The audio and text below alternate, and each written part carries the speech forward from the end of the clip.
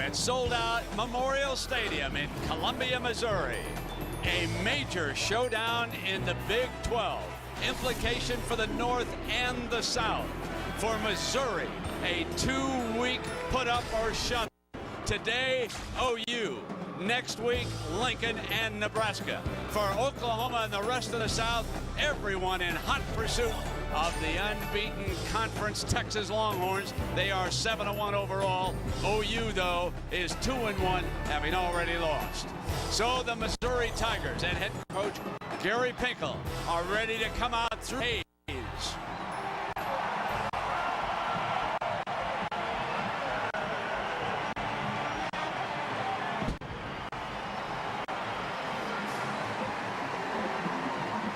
This is an area that is still celebrating the St. Louis Cardinals World Series triumph.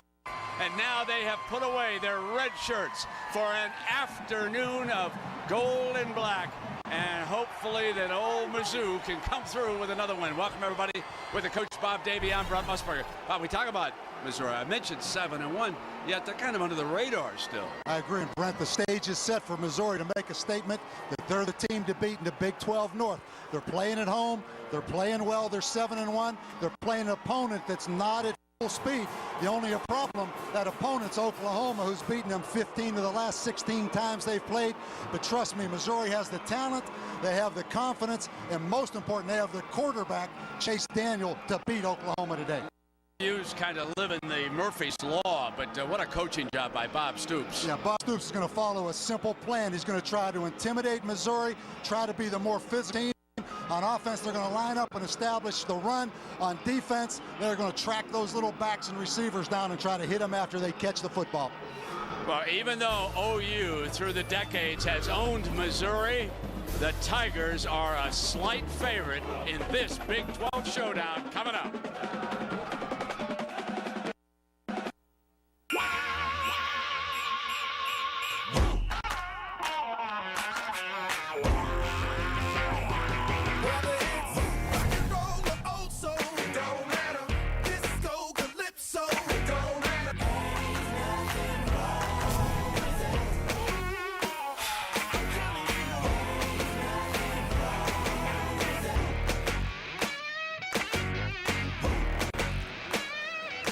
This ESPN production available on ABC HD, presented by Dish Network and High Def on a beautiful day in Columbus, Missouri. Oklahoma won the toss, deferred. Missouri to begin on offense. The third member of our team, Lisa Salters. Let's check in with Lisa. Well, Brent, both teams will have their walking wounded on the sidelines with them this afternoon. Missouri defensive end Brian Smith, he broke his hip last week against Kansas State. And, of course, Oklahoma's Adrian Peterson has that broken collarbone. We'll talk to Peterson later on in the broadcast. But I was talking to Peterson pregame about his replacement, Alan Patrick. The two are very close. They room together down there in Norman, and they are roommates on the road as well. Peterson said that he told Patrick just this morning, hey, you got in a groove last week against Colorado. Stay with it. Go out there, have fun, be focused, and all that stuff that people are saying, comparing you to me, forget about it. Don't put any added pressure on yourself. Just go out there and do what you do. Brent? All right, Lise. Boy, what a change in the weather for her. Remember when it was snowing and raining when we started over there in Lincoln, and here we are with Garrett Hartley putting the ball on the tee for OU. And Tigers are ready to go. Line drive, bouncing kickoff. Touched by Goldsmith, fields it on about the 8-yard line, and he will be well short of the 15 even. So a tremendous kickoff coverage, and Hartley did the job. And now it's time for our IBM Star Watch for Missouri. We have talked a lot. We'll continue to talk about Chase Daniel. See what he has done at home. Unbeaten as a quarterback. Will Franklin, one of his deep threats, and Ekwu. He is very busy. This is a wide open. They'll spread the field. Frequently send out 5 receivers. They go without the huddle. You can see they're already in their first play formation, and they will motion running backs out. Chase Daniel frequently stands empty and naked in the backfield. Very quick release. Faking the inside handoff and throws, and he's 1 for 1 right there. Now the city Missouri offense. And Coach, we want to talk about Chase Daniel and some of the weapons he has. The two tackles, Tyler Llewellyn and Joel Klinger, both grew up in the state of Missouri. The splits of that offensive line, you picked up on that right away. Probably the biggest splits in the country, other than maybe Texas Tech. Big line splits between the guards and tackles. We'll talk a little bit about that later. The correct rule with the first reception of the game. Basically, you can see just 2 yards. So it's a running play, the way they employ this spread offense. And this time they do run, and what a stop by Zach Latimer on this OU defense. You're going to see 2 of the best linebackers in the nation. You saw number 46 and 42, Rufus Alexander. He will be appearing on your screen frequently. Reggie Smith, interesting story, Coach. Reggie Smith probably could be one of their better running backs, but he's such a good athlete. They need him back there in that secondary. Yeah, reminds me a lot of Charles Woodson from Michigan. Could be a two-way player without any question. Now 3rd down and 8, and the signal in from the sideline. They read the OU defense upstairs. The wide receivers also have to look at an assistant coach, and Chase Daniel right away calls a timeout. The coaches were telling us that every team tries to do something differently against them defensively. Did you pick up on anything that OU was trying to do here? Oklahoma went to a 3-man front, Brent, and kind of showed an overload blitz to the field. But Chase Daniel has been running this offense since the 9th grade at South Lake Carroll. He's like having another full-time coach on that. There's head coach Gary Pinkel. 6th season here. Came from Toledo. He played for Don James at Kent. He was a fine tight end. Later an assistant coach out at Seattle under the legendary Don James. Put the show on the road. And here, of course, he has made it through the Brad Smith era. And Smith, one of the great all-around talents in the National Football League now, playing for the New York Jets. So this is entirely a different system here, as he is getting an explanation from the side judge, because Chase Daniel, what was he doing? Complaining about the clock or something? There was something that bothered him because he went to the official before he went to the sideline. You know, Brent, this Missouri team, really a fast starting team, outscored opponents 82-20 in the first quarter. So big opportunity for Oklahoma here to get off the field on the first series of the game. Now you can see 4 of the OU Rascals down. Creeping up. And there was movement.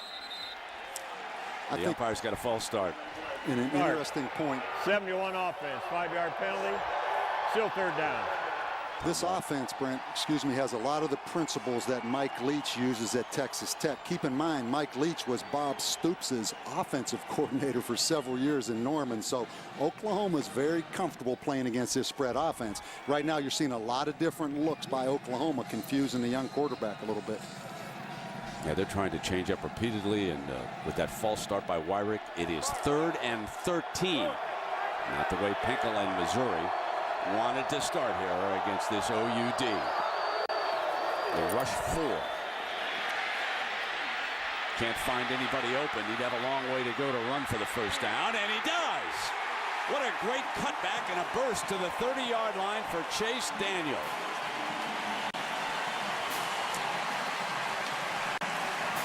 18 yards, Bob, on 3rd and a bunch. And he's going to get great pressure from Larry Burdine, the defensive end right here, Brent. Then he steps up. And keep in mind, this is 225 pounds, as in the open field, number 42, Rufus Alexander, their best linebacker, missed him. When I watched Chase Daniel on tape yesterday, I could not help but think about a fellow we've been hearing about all season. You'll hear from him again, Doug Flutie. You know, he's a little bit on the short side, but he's a can-do rascal. Gets it done. And that run, man. Now he's going to go long. Caught. Out of bounds. The catch was made as they were working down the sideline that time.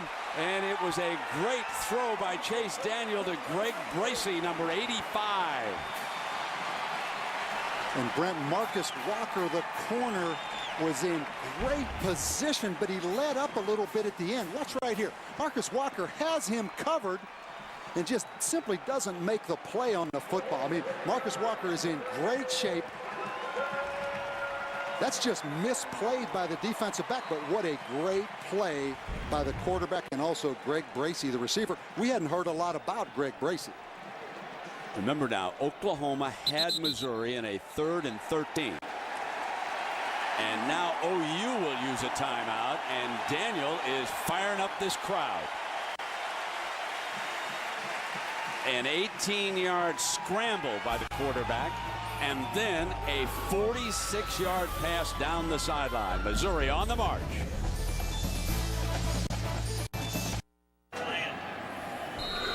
But Greg Bracey's first career catch has put the ball inside the 30-yard line.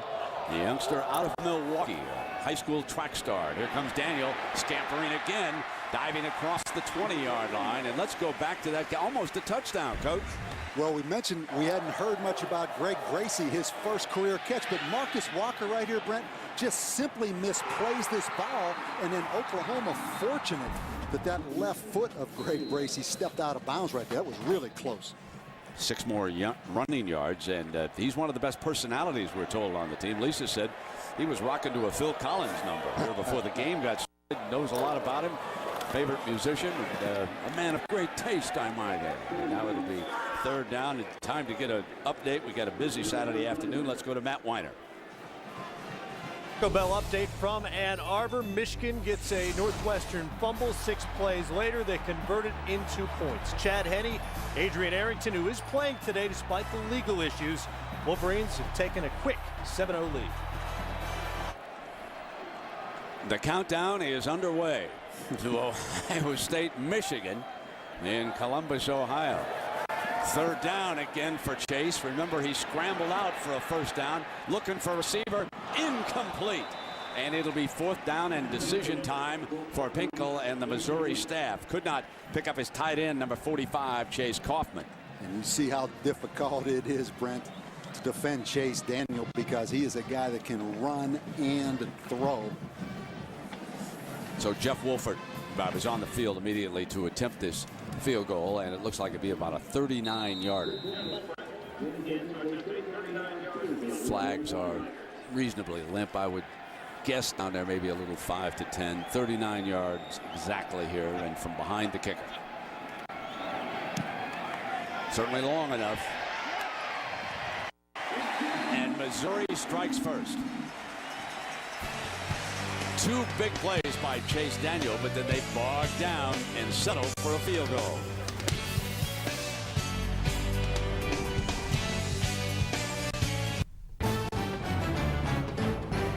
ESPN's College Football on ABC, presented by Best Buy. Thousands of possibilities. Get yours. Dodge. You can take life as it comes, or you can grab life by the horns. Singular. Raising the bar. And Under Armour, the advantage is undeniable.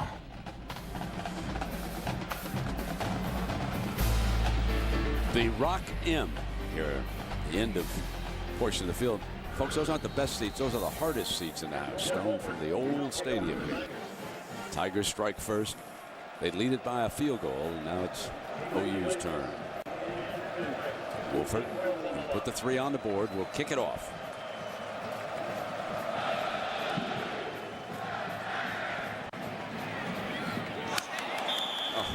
There's the flag. It just went out of that corner, didn't it? So the penalty, and Oklahoma will bring it out. Now we take a look at our IBM Star Watch for OU. Paul Thompson, Oregon and Texas, so that's 2 tough games away from Norman. There's Alan Patrick, last week carried 35 times, and Malcolm Kelly. Tremendous future. 6 of the Sooners' 11 touchdown catches this year. So keep an eye on number 4, and of course number 23 will be the focal point. Coach told you what we expect to see. A little bit of ball control from the Sooners. Try to keep the ball out of Chase Daniel's hands. They're down by a field goal, and you're right behind the quarterback with Skycam pulling back on it now. There's the look from the gun. They go 5 wide. Deflected, incomplete, and it is 2nd down and 10. Sulak, number 38, deflects that pass. Our sitting Oklahoma offense here, Coach, with Paul Thompson at the controls. We've talked about the stars, but how about the freshman tackle from Longview, Trent Williams? And he has a great future, but that future is now as he's starting as a true freshman. But Brent, when Adrian Peterson went down with the collarbone, so did 39% of Oklahoma's offense.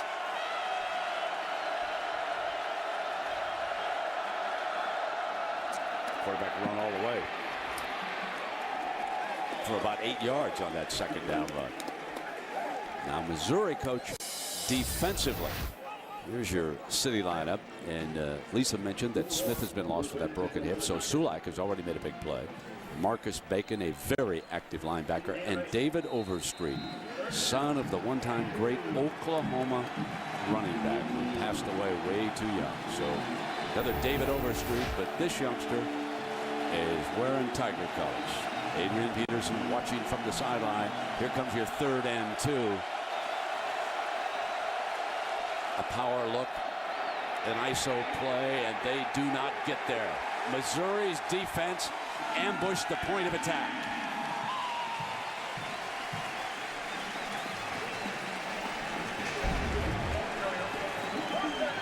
Kind of a long yardage situation, Brent, to just line up and run that power right there on 3rd down and about 4 yards. Michael Cohn with Tommy Saunders, one of the wideouts, back deep.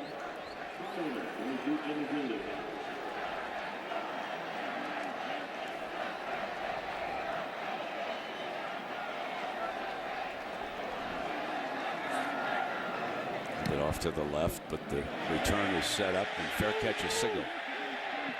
They'll let it bounce, and it'll roll dead at about the 21-yard line. So number 10 is coming up.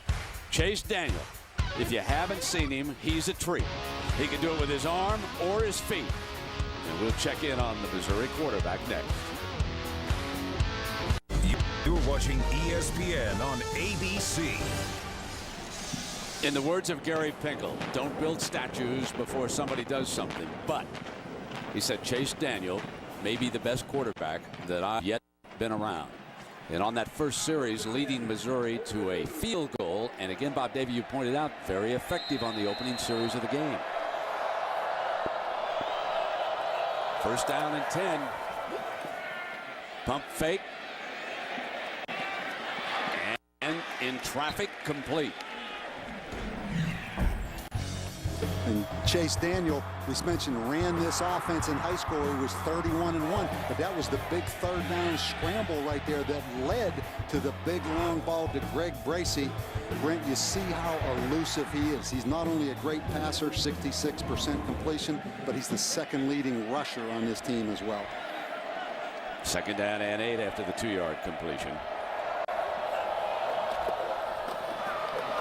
Working the inside handoff, and this will put them back in 3rd and long. Earl Goldsmith, number 7, had checked in at running back, replacing Tony Temple. IU makes a stop for OU.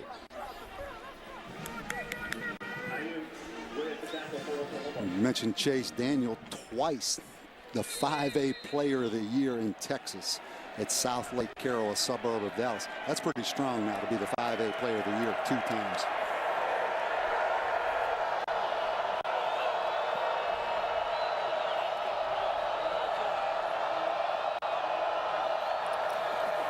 Try to slip a linebacker through on him, and they set the screen pass against that defense for a 1st and 10. That was extremely well read. Chase Daniel saw those backers creeping into the gaps, and Will Franklin with the reception. And he's going to get a good block from the guard. Monty Warwick, number 71, right there. And Will Franklin, a young man we visited with yesterday, Brent, a lot of personality, takes that screw a 1st down.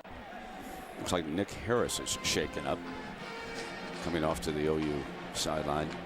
Boy, if Oklahoma didn't have bad luck this year, they wouldn't have any luck at all. It's just been an incredible year for OU.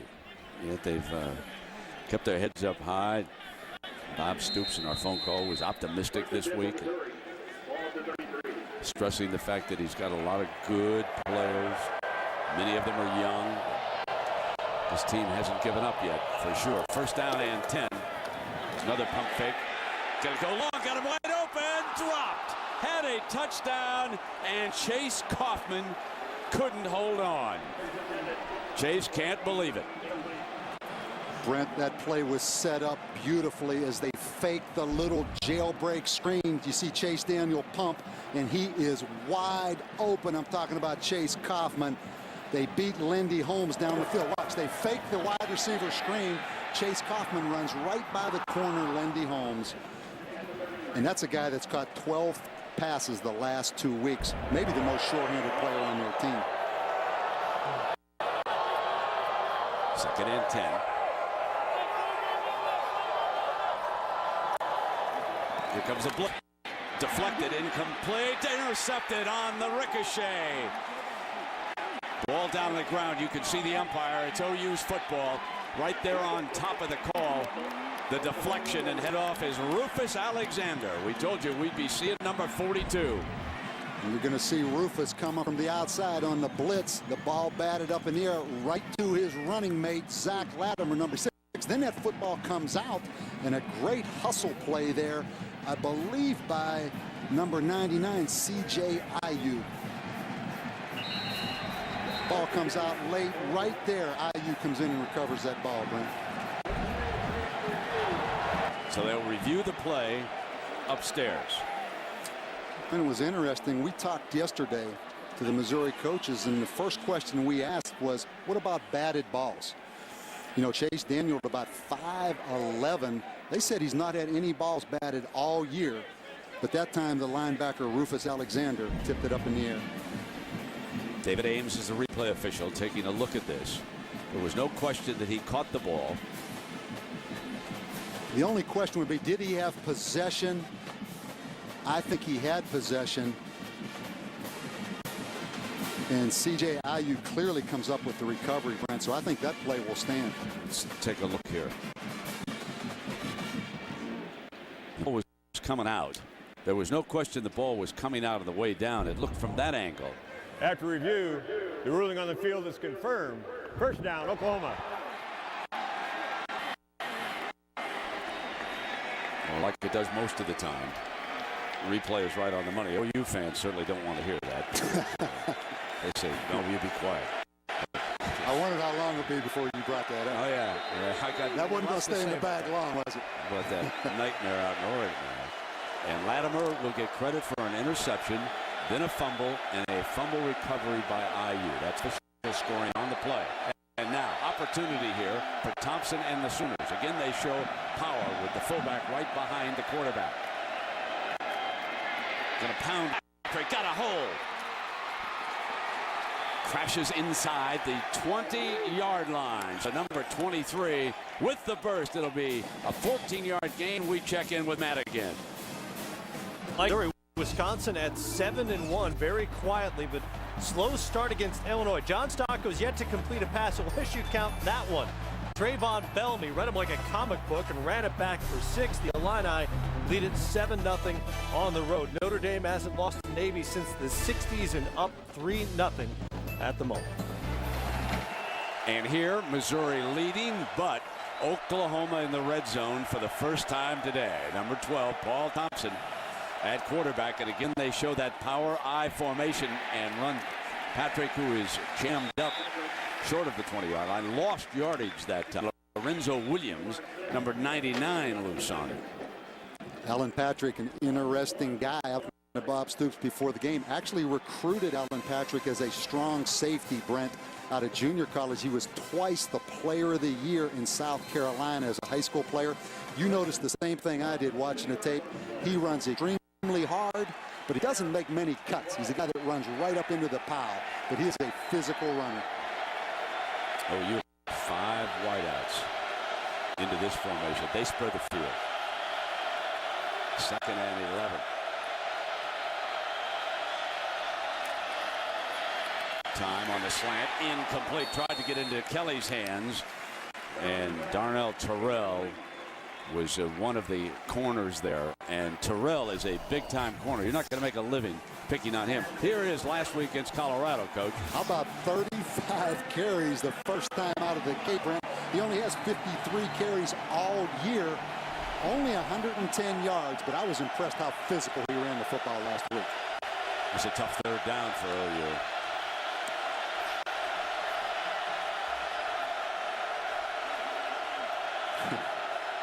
And now Missouri with 3 down. They'll rush 5. Trying to Thompson. They do not. Kelly going for the first down. Twist. And it'll depend on the spot. It looks like he might get a good spot on this. What an athletic play by Paul Thompson, the quarterback, to get away from that blitz, Brent. Watch right here. Missouri comes with the double inside linebacker blitz. Thompson keeps it alive and hits big Malcolm Kelly on the crossing route. You have to have a quarterback that can run, escape blitzes. Both these teams have that. Pick Brown. Couldn't stop him, and it's a 1st and goal inside the 10-yard line. There's Alan Patrick, number 23, lined up behind Thompson. The handoff, the hole to the 2-yard line. William Moore, safety, making the stop on Patrick, and Oklahoma with a golden opportunity to go ahead. Watch this big guard, Brent, number 72, George Robinson. This kid is going to be a great player. Boom. That is 6'5", 330-pound sophomore. As you say, that big rascal right there can run now. Yes, he's got some talent. Stoops looking on for the 2nd and goal. The game plan is obvious, but Missouri was up to that power run. DeMarcus Scott was one of the players, and Chad Washington, number 11, up there too. This Missouri defense is athletic now. They are not real big, but they move. They all can run, and they're an attacking defense. They have 30 sacks on the season. Here's 3rd and goal. Kevin Wilson, the offensive coordinator, upstairs for OU. Does Thompson put pressure on the outside? They show a power I formation. Here comes Thompson. End zone, touchdown OU. And Kevin did put pressure on the outside that time. Left it in the hands of his quarterback. Last week, Paul Thompson ran the ball 5 times on quarterback draws. Up until that point, Oklahoma a little afraid to do a lot of the quarterback runs because of the backup quarterback situation. But there's no question this kid at 4'5", 40 is great at these quarterback runs. It's just how many do they want to run, Brent, with the backup situation the way it is. Bob, let's go back to the key moment that set this up, partly on the field for the extra point.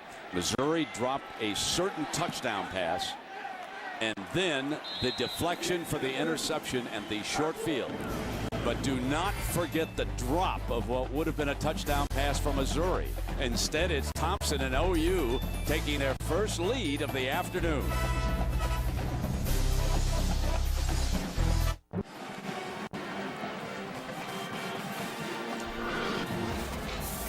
(7-3) here, Coach. And Oklahoma takes a lead because of a sequence of events that swung in their direction. And there is a fine line between winning and losing. Missouri with an obvious touchdown opportunity to Chase Kaufman.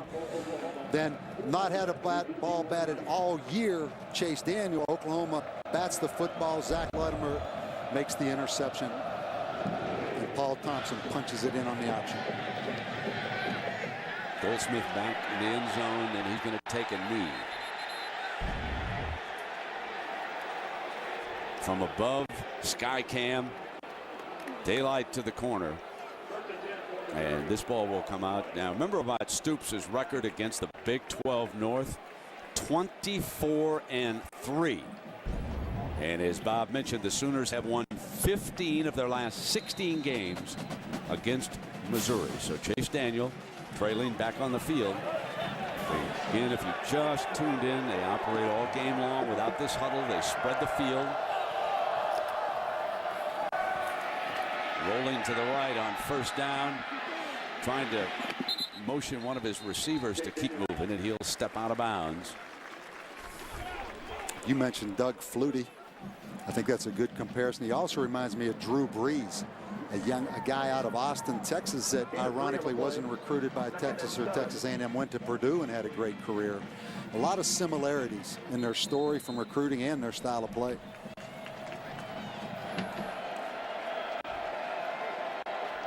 Second and 7.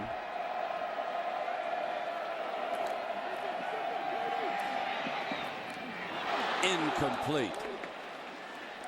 And Kaufman can't hang on. But when you think about Brad Smith, 8 touchdowns to 19 for Chase, but then the rush yards that Brad had, 903 a year ago to 247 for Daniel. But Daniel owns the most impressive stat of all, 7 and 1 in chasing Brad Smith's 51 different school records. 3rd and 7 here for Chase. First down. And Franklin cuts back to the sideline and is pushed out of bounds by Reggie Smith.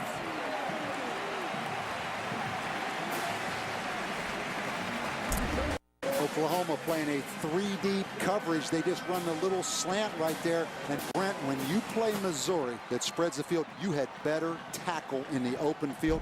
This is the same problem Oklahoma had out at Oregon, missing a lot of open field tackles. They're going to make some catches, but you better tackle them after they catch it. And as a result, when they didn't, that's 34 yards. Daniel has thrown for 95 yards here in the opening quarter. He's 5 of 9, and timeout called. So OU takes its second timeout here in the first half. And a reminder, now coming in second half, our college football regional doubleheader. Most of you will see another Big 12 showdown. Nebraska taking on Oklahoma State. Others will see Minnesota, Ohio State, or Miami, Georgia Tech. So check your local listings for the game in your area. Next on ABC. College football indeed lives here. You know, this Oklahoma defense, we look at Bob Stoops, they're number 1 in the Big 12, Brent, but it's a little deceiving. You know, they had great expectations for this defense. A lot of players back, struggled early, and it's been missed tackles, blown assignments, particularly in the secondary. You know, they've played a little bit of musical chairs back there. They've got guys around a lot. And this is not a good game to be playing against an offense like this when you have concerns in the secondary.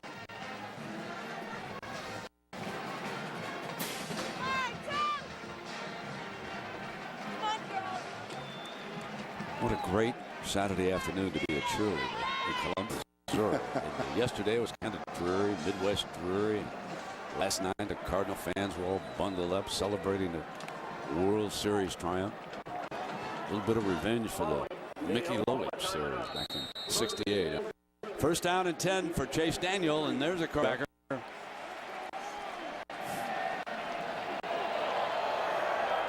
Chase checking with the signal over on the sideline. And the handoff. Fumble! And OU jumps on it. That is his 3rd fumble. He had 2 fumbles, remember, against Texas A&M. And again, Tony Temple coughs it up, and the coaches will probably have to give Earl Goldsmith a lot of playing time here today as Lindy Holmes recovers the loose ball. And that is a great lick by Ben Williams. Recovery, as you mentioned, Brent, by Lindy Holmes. Also effort by Larry Burdine, the defensive end, retracing his steps. Good hustle. Mistakes are starting to add up for Missouri. Dropped a certain touchdown pass. Now fumble when they're on the drive. On their first drive, settling for a field goal. Alan Patrick, the ball carrier. That OU defense.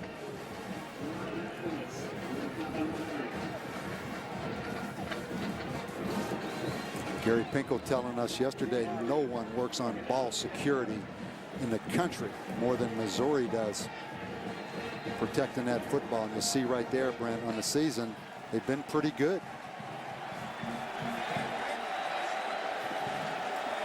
Second down and 8 for Paul Thompson.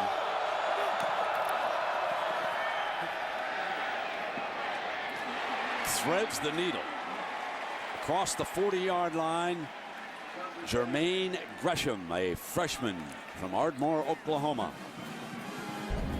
If you watch Dedrick Harrington, number 33, the linebacker, watch right here. He has the tight end covered, but he never turned to make a play on Jermaine Gresham, the big tight end, number 18. And Gresham is a guy Bob Stoops flat raves about the potential he has, this freshman tight end right here.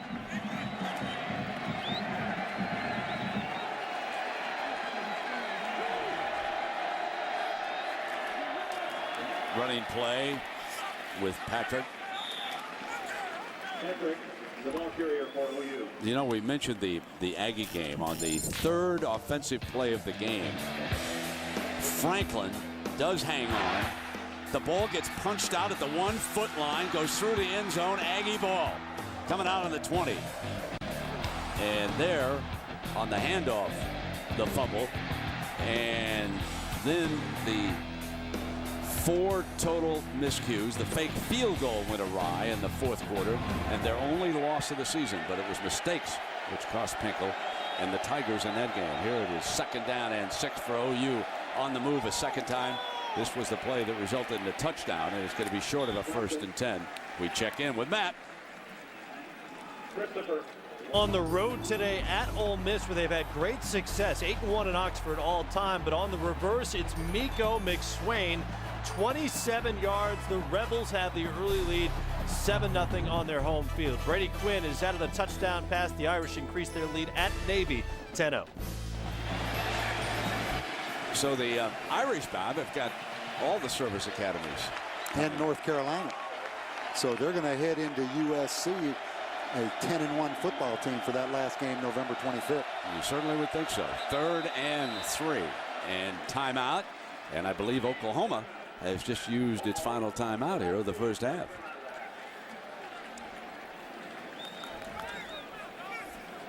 Now, we've talked about the problems that have beset the Sooner Nation this year. And of course, it began last summer when word flashed that Brett Bomar had been suspended,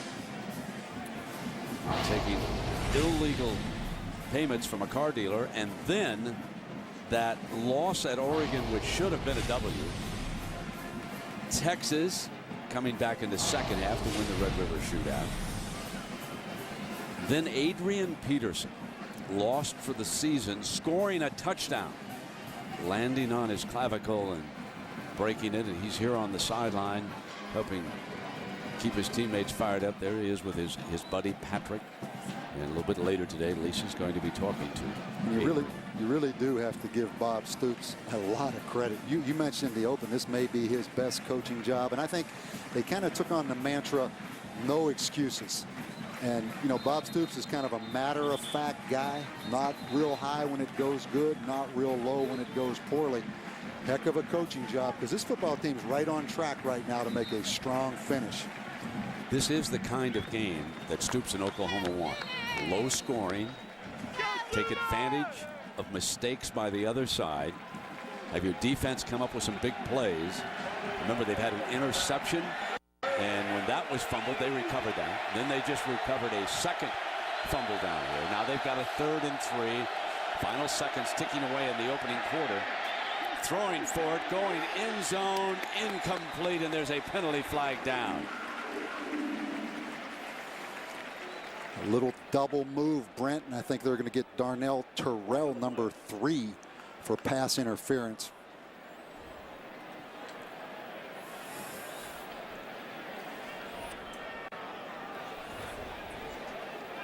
Well, the side judge up with our referee in there. The umpire sorting it out. This was a 3rd down play, remember.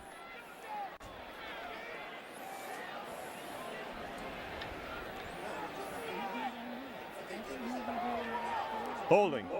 Defense. 10-yard penalty. Automatic. First down. There is another mistake, Coach Davey. That they're starting to add up against Missouri. You're right, Brent. That was on 3rd down. Watch Darnell Terrell at the top of the corner. A little double move right there is the holding call.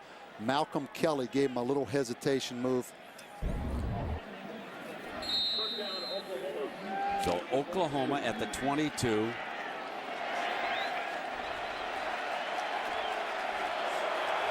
Gutierrez in as the running back for the first time.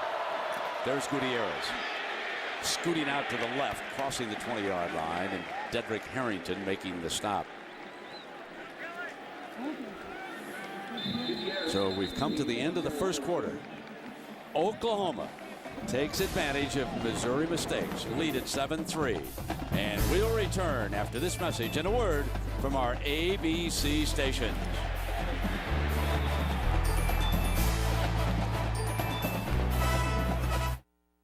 You're watching ESPN on ABC.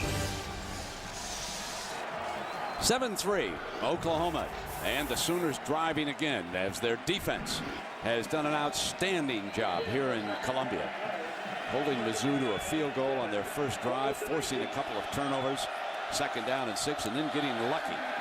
And the receiver busted. There it is, touchdown OU. They throw it into the hands of Joe John Finley. That's one of my best names of the year. That's a great name, especially for an Oklahoma player. But what a great play action fake by Paul Thompson.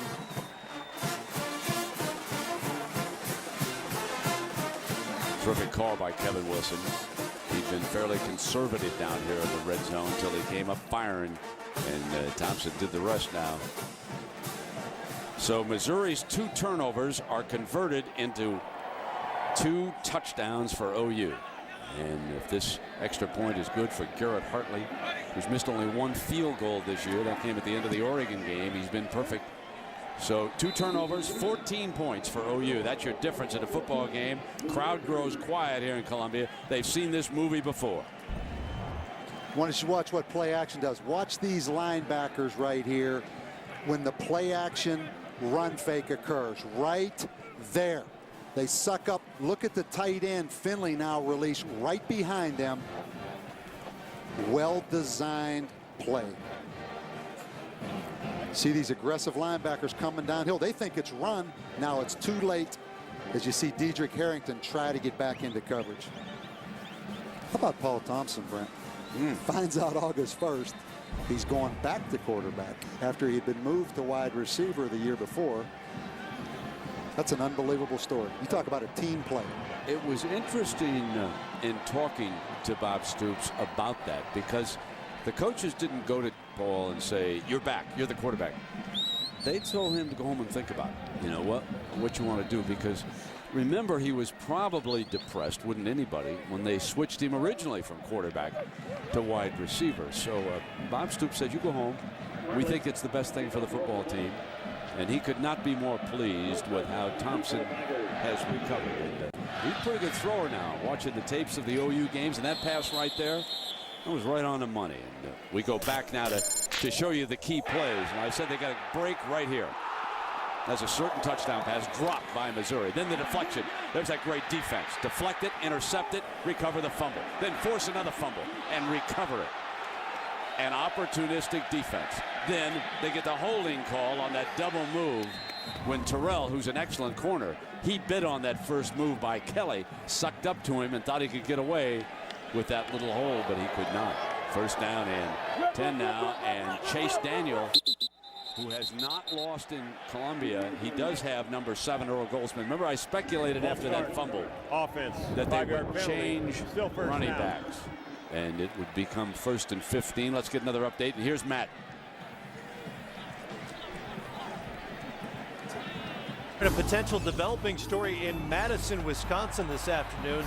Illinois has taken a 14-3 lead there. The 14 points is more than the Badgers have given up.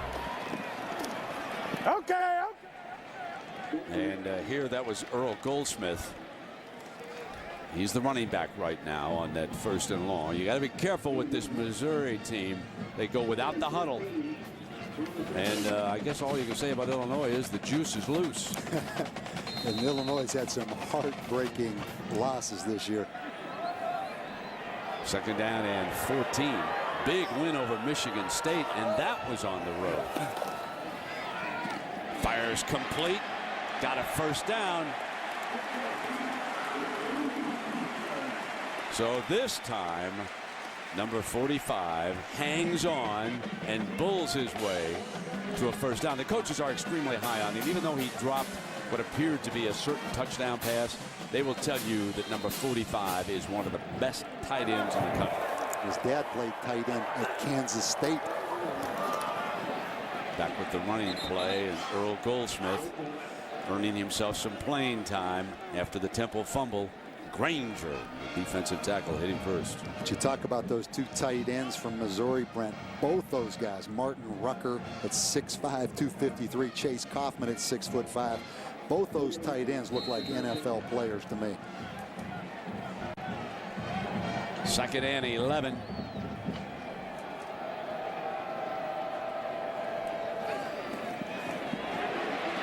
Daniel fumbles. And Missouri covers it up. Ball was loose. It was recovered back on the 12-yard line.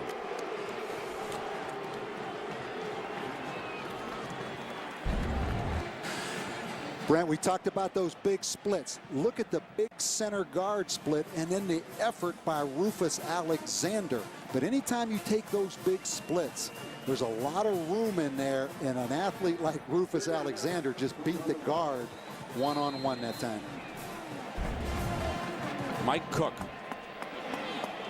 who lost his starting job, recovers the fumble, but it is 3rd and 32 for Missouri. Screen pass, Franklin, nothing doing, down at the 11-yard line, and Mizzou is forced to punt, and Oklahoma dominating. The thing you better watch now, Reggie Smith, Brent, this punt returner, is one of the better punt returners in the country right here, and this could break Missouri's back, so they better cover this punt. Reggie Smith is back deep. Cross it's the punter. Blocked. Recovered in the end zone by Missouri, and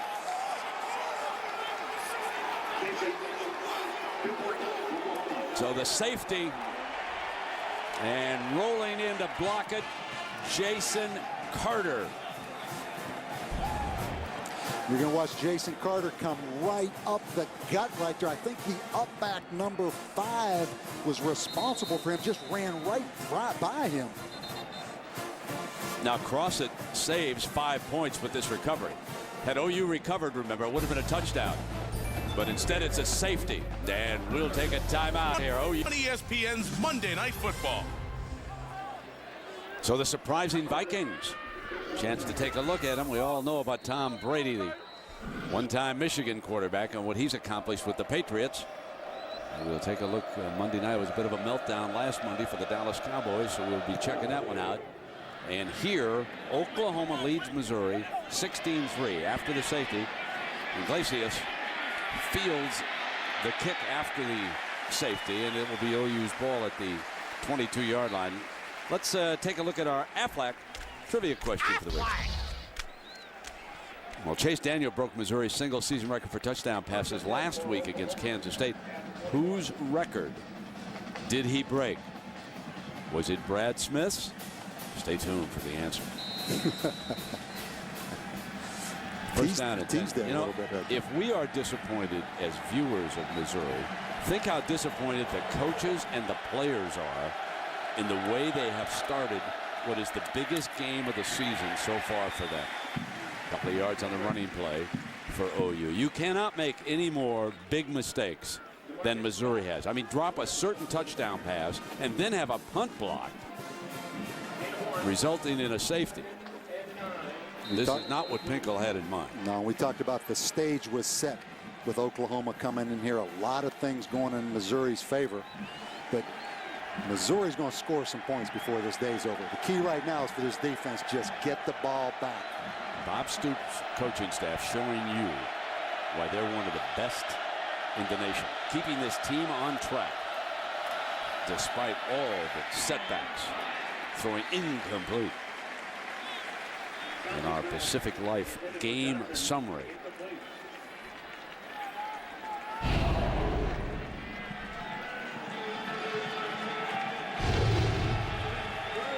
There are the numbers And the numbers are not bad, except note those 2 turnovers resulting in 14 points as far as Missouri is concerned. Now it's 3rd down and long, and the Missouri defense needs a stop right here.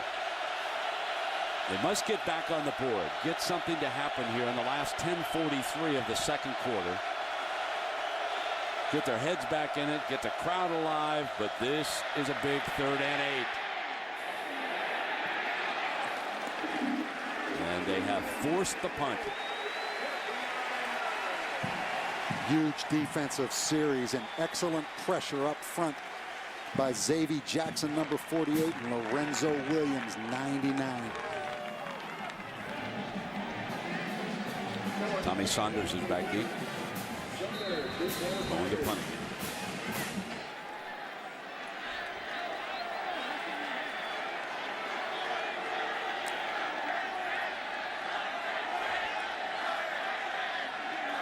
Missouri looks like they're coming after this one. They have blocked 1 punt this year.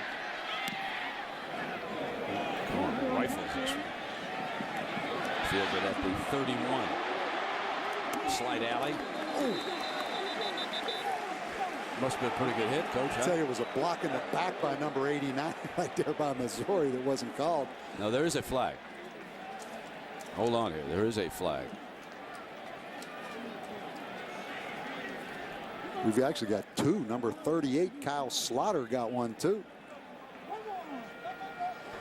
After the play, personal foul, unnecessary roughness, 38 on the receivers. 15-yard penalty, 1st down. That's the one they picked up here, Coach. I believe it's striker Sulak late. Watch right there coming in late. And let's add number 8 now to the mistake list for the Missouri Tigers, Brent. The great Adrian Peterson. Lisa Salters will have a conversation with the injured running back. Adrian. QX56 for $5.99 a month. You're watching ESPN on ABC. Chase Daniels and the Missouri offense need something good to happen here. Trailing Oklahoma 16-3. Remember, the Tigers the slightest of favorites here today. Almost picked off. Aimed for Franklin and Reggie Smith, who's all over the place, up to make another play. I think it really helped this Oklahoma defense moving Reggie Smith back to safety. Played some corner early in the year, and this kid's as good as there is in the country right here, Brent. You mentioned probably could play both ways. Boy, it's been a big play defense here, Bob. 2nd down and 10. 3 down. Rush 4. Goldsmith not going anyplace. 3rd down and long. Rufus Alexander makes the stop. I do think it's a huge advantage.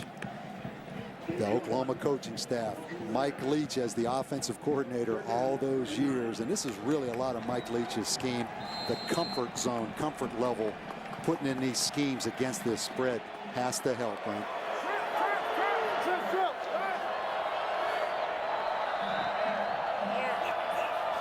On 3rd and 8. Daniels, there's a penalty flag.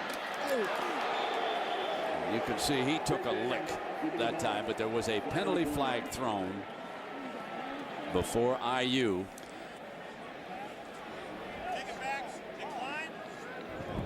Holding, 7 on the offense.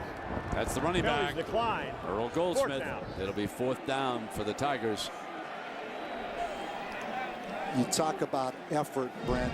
I want you to watch CJ IU. If we let it roll, he's going to be the nose guard. Watch him drop out 99. Now watch him track this down. This is a defensive end. Boom.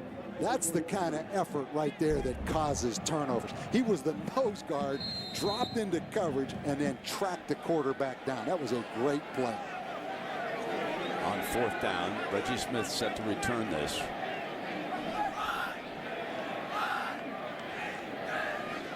Last one was blocked. Fair catch at the 39-yard line. And let's go down now to Lisa Salters. Lisa. Thanks, Brent. Adrian, I see you still in the sling there. How is that collarbone feeling? It's feeling better. You know, it's a slow process, so I'm just just praying for a speedy recovery. Now, you had been playing so well. It was basically a two-man race for the Heisman between you and Troy Smith. What was the first thing that went through your mind when the doctor said broken collarbone? Man, it's a lot of different thoughts went through my mind. Obviously that was one of them, but not my main concern. But it was something I was looking forward to. Hopefully having a chance to win. But things happen, so I just got to follow the path God laid out for me. We'll come back right after this. And here's his good friend bursting up the middle, crossing midfield. First down and 10.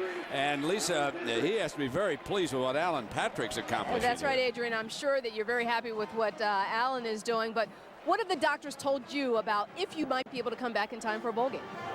Well, they're telling me 4 to 6 weeks. So, I got x-rays done this past Thursday. Everything was looking pretty good. So, I don't know. We got to see what happens when time comes. Now, I know you've heard about what the scouts have been saying, that they have been worried about you being injury prone. How does that factor in whether you will come back for a bowl game or not, even if you're able to?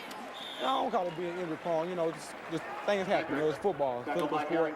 I'm gonna test it out. See how I feel. If it's 100%, I feel like it's good enough. I'm gonna play. I love the game. So.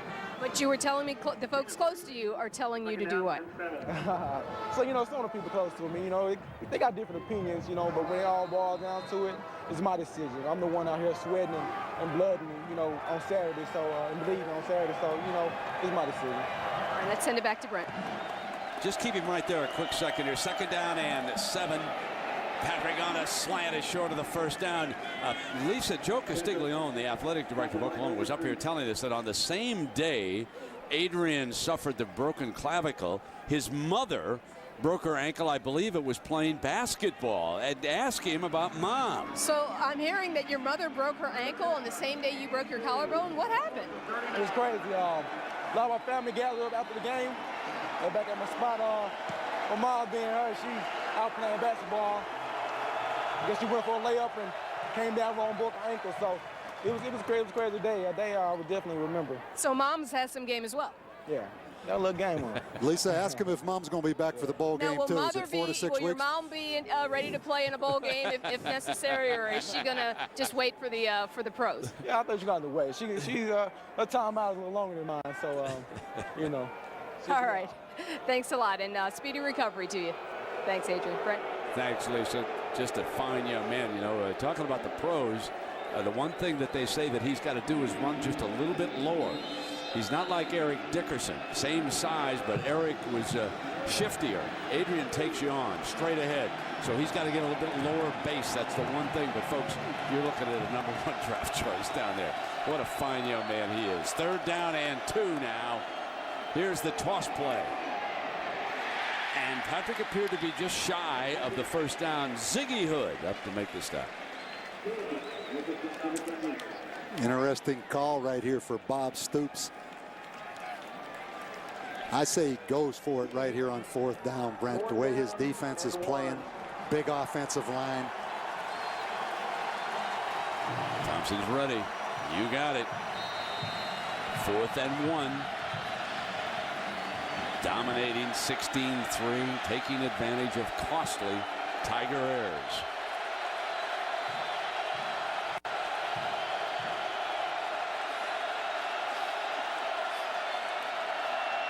Play fake, gonna throw for it. Incomplete and well covered. I believe that was Terrell on Kelly down there. It was, and Terrell was all over him. What great coverage by number 3. And I know Kirk Herbstreit loved that call right there, but I'm not sure I wouldn't have just run that football, Brent. The conservative side of Mr. Davey. 15th, only on ABC. ESPN's College Football on ABC, presented by Best Buy. Thousands of possibilities. Get yours. Aflac. Ask about it at work. Infinity, using the power of design to create dynamic, beautiful vehicles. And Dr. Pepper, with 23 flavors in every Dr. Pepper. There's more to it. To move quickly when the Missouri Tigers are on the field at 1st and 10 and a short complete. You see that Shakespeare's Pizza. George Hill, he's driving me to the St. Louis. Call that Shakespeare's. Pick Enterprise. We'll pick you up. We welcome you back to Columbia. You did not miss much. This is a third down. Chase Daniel scrambling against Oklahoma. That is short of a first down. That is short by about 7 yards. And Chase Kaufman, the tight end, making the play. So also, Bob, while our audience was away because of a little technical glitch there, another mistake by this Missouri football team. A false start by Missouri, and really impressed with the pressure that Oklahoma's front's able to get today, Brent. They came in, they only had 9 sacks as a team on the year, only 3 sacks by defensive linemen, but they've been in the backfield all day today. Adam crossed it back to punt again, and Smith awaits this one, standing on the 25-yard line. OU sets a return. Remember, they blocked the punt, and now 2 short ones following that. So we ask you about the Missouri quarterback. Whose record did Chase Daniels break? With a single season touchdown mark of 19. And you are a Missouri expert. If you remember, Terry McMillan, 18 touchdown passes back in 1969. Played for Dan Devine, who had the show on the road here in Columbia back in the 60s. Looks a little like Burt Reynolds in that football movie he did. What was it, The Longest Yard? Indeed. The face mask? That was pretty unique face mask back in the 60s, wasn't it? First down and 10. Gutierrez is the running back for OU. This is Gutierrez on a cut shy of the 30-yard line and down, and Terrell, the corner, is there. So 2 turnovers resulting in 14 points. Then the block punt and the safety, and that's why OU leads this 16-3 with 3:25 to go for Pinkel and Missouri to have something positive happen. You don't want to make that bridge walk over to that new facility with this one mistake after another. That'd be the longest walk of the season. Especially where those fans line up underneath that bridge walk. Yeah, it's a good thing. It's not going to be a real positive. Exactly. Second down and 8. And the inside handoff, and going nowhere that time is Gutierrez, and hit first by Jackson, number 48. Excellent play by Xavier Jackson, number 48, the defensive end. And this Missouri defense is an active defense, and they just have to keep playing, Brent, get that ball back for their offense. Here's 3rd and 13.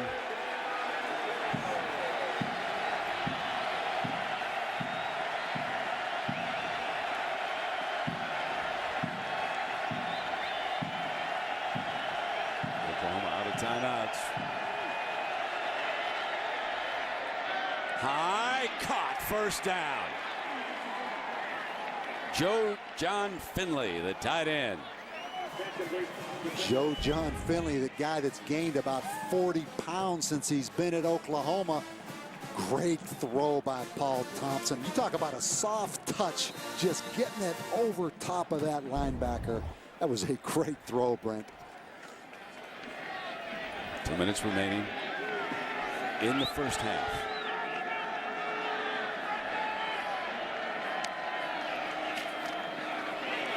Here's the handoff to Gutierrez. Breaks that first tackle. Oh, and then took a lick, but not until he got the first down. David Overstreet. Famous name for Oklahoma fans for sure. The son of the one-time running back up to make the stop. And coming up now on the Capital One halftime show, John Craig and Doug will have highlights from all the early action and put the spotlight on some of the season's unlikely success stories. We have one of them here, but Missouri turning in their poorest half of the season, I'm sure. And you've got to give credit to this OU defense. Little stretch here with Patrick back on the field. Nothing doing that time. And that was a sharp tackle by Dedrick Harrington. Dedrick Harrington, the middle linebacker right here, makes a great play inside out on that football. 5th-year senior, was a quarterback and wide receiver in high school. On 2nd and 10, short of the first down. Manuel Johnson.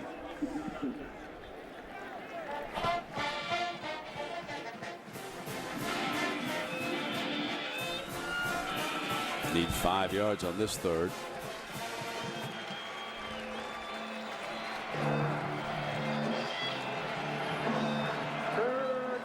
Oklahoma would love to just pick up the first down. Keep the ball in their hands until the intermission.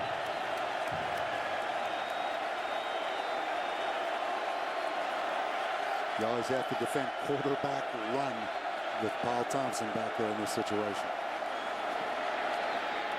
High, short of the first down. Johnson makes another grab, but it is short of the first down because of William Moore's tackle. And the final minute coming up. The last time OU gambled on fourth down, they came up short. They'll punt the football here, I think, Brent.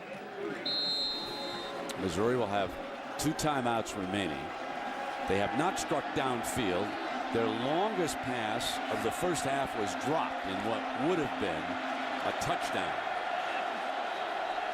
They're going to try to draw them off sides. I would doubt they would go for it right here. Running some seconds down. You can see they've got 5 left there on the 25. We're out of timeouts. They're going to take the penalty before they punt. So they're going to keep the time running, take the 5-yard penalty. Offense, 5-yard penalty, still fourth down. One encouraging thing for Missouri. I've been impressed with Missouri's defense. They've played hard. They've hung in there under some adverse conditions because the offense has been poor execution-wise and turnover-wise. They're playing good defense right now. So at least there's some positives for Missouri going in there at halftime. You wonder what Pinkel is thinking about saying to the team at the half. You wonder if this is a situation where he's going to read the riot act or they're going to calmly try to coach him up, as they say. A head coach has got to make a decision because this team either came out and tried too hard or was flat, and the penalty flag comes down here again with 31 seconds still to go. Fourth down. What do you think, Bob? What do you think the coaching staff's going to, how they're going to approach this break? Well, I think you go back and look at the mistakes that were made. I mean, the drop pass, that's a drop touchdown. The interception, the fumble, the pass interference. I think he gets after them a little bit at halftime right now and gives them a wake-up call because they've played their poorest half of the season. I think it's fair to say. Mike Knoll in for this punt.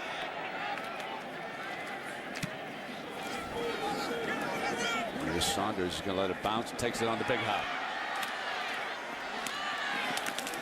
And he is down at the 10-yard line. Well, ESPN's College Football on ABC, presented by Best Buy. Thousands of possibilities. Get yours. Aflac. Ask about it at work. Infinity, using the power of design to create dynamic, beautiful vehicles. And Dr. Pepper with 23 flavors, and every Dr. Pepper, there's more to it. You know, Brent, you bring up a very interesting point because remember our conversation yesterday with Gary Pinkel? A big part of it was he is a lot more positive this year. In some ways, maybe not as intense with his players. That's an interesting question. You know, his MO this year is to be a little more positive in these situations. It'll test your positiveness right here, though, this first half. You got that right.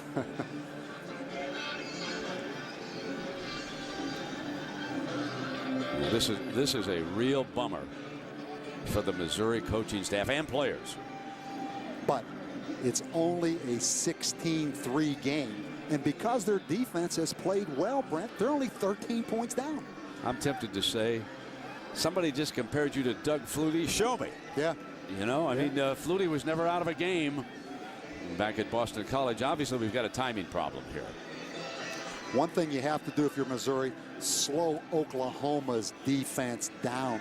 You know, Missouri's run some option in the past. They've run some quarterback runs. I don't think you come out here and just throw it every down because Oklahoma's too quick.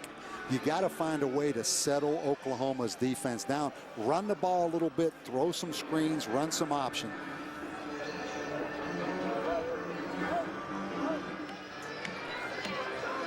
So 19 seconds remaining. 2 turnovers and a blocked punt will do it. That results in 16 Oklahoma points. You know, also interesting, Gary Pinkel now in his 6th season, I think, at Missouri. His entire staff that came with him from Toledo is still intact here at Missouri. Not very many places around the country where the entire staff stays intact for 6 years. Well, the first decision is made. He's going to let the time run out in the first half. They're not even going to take a snap. So that will bring us to the intermission. 16-3. Brent Venables and the rest of the coaches for OU.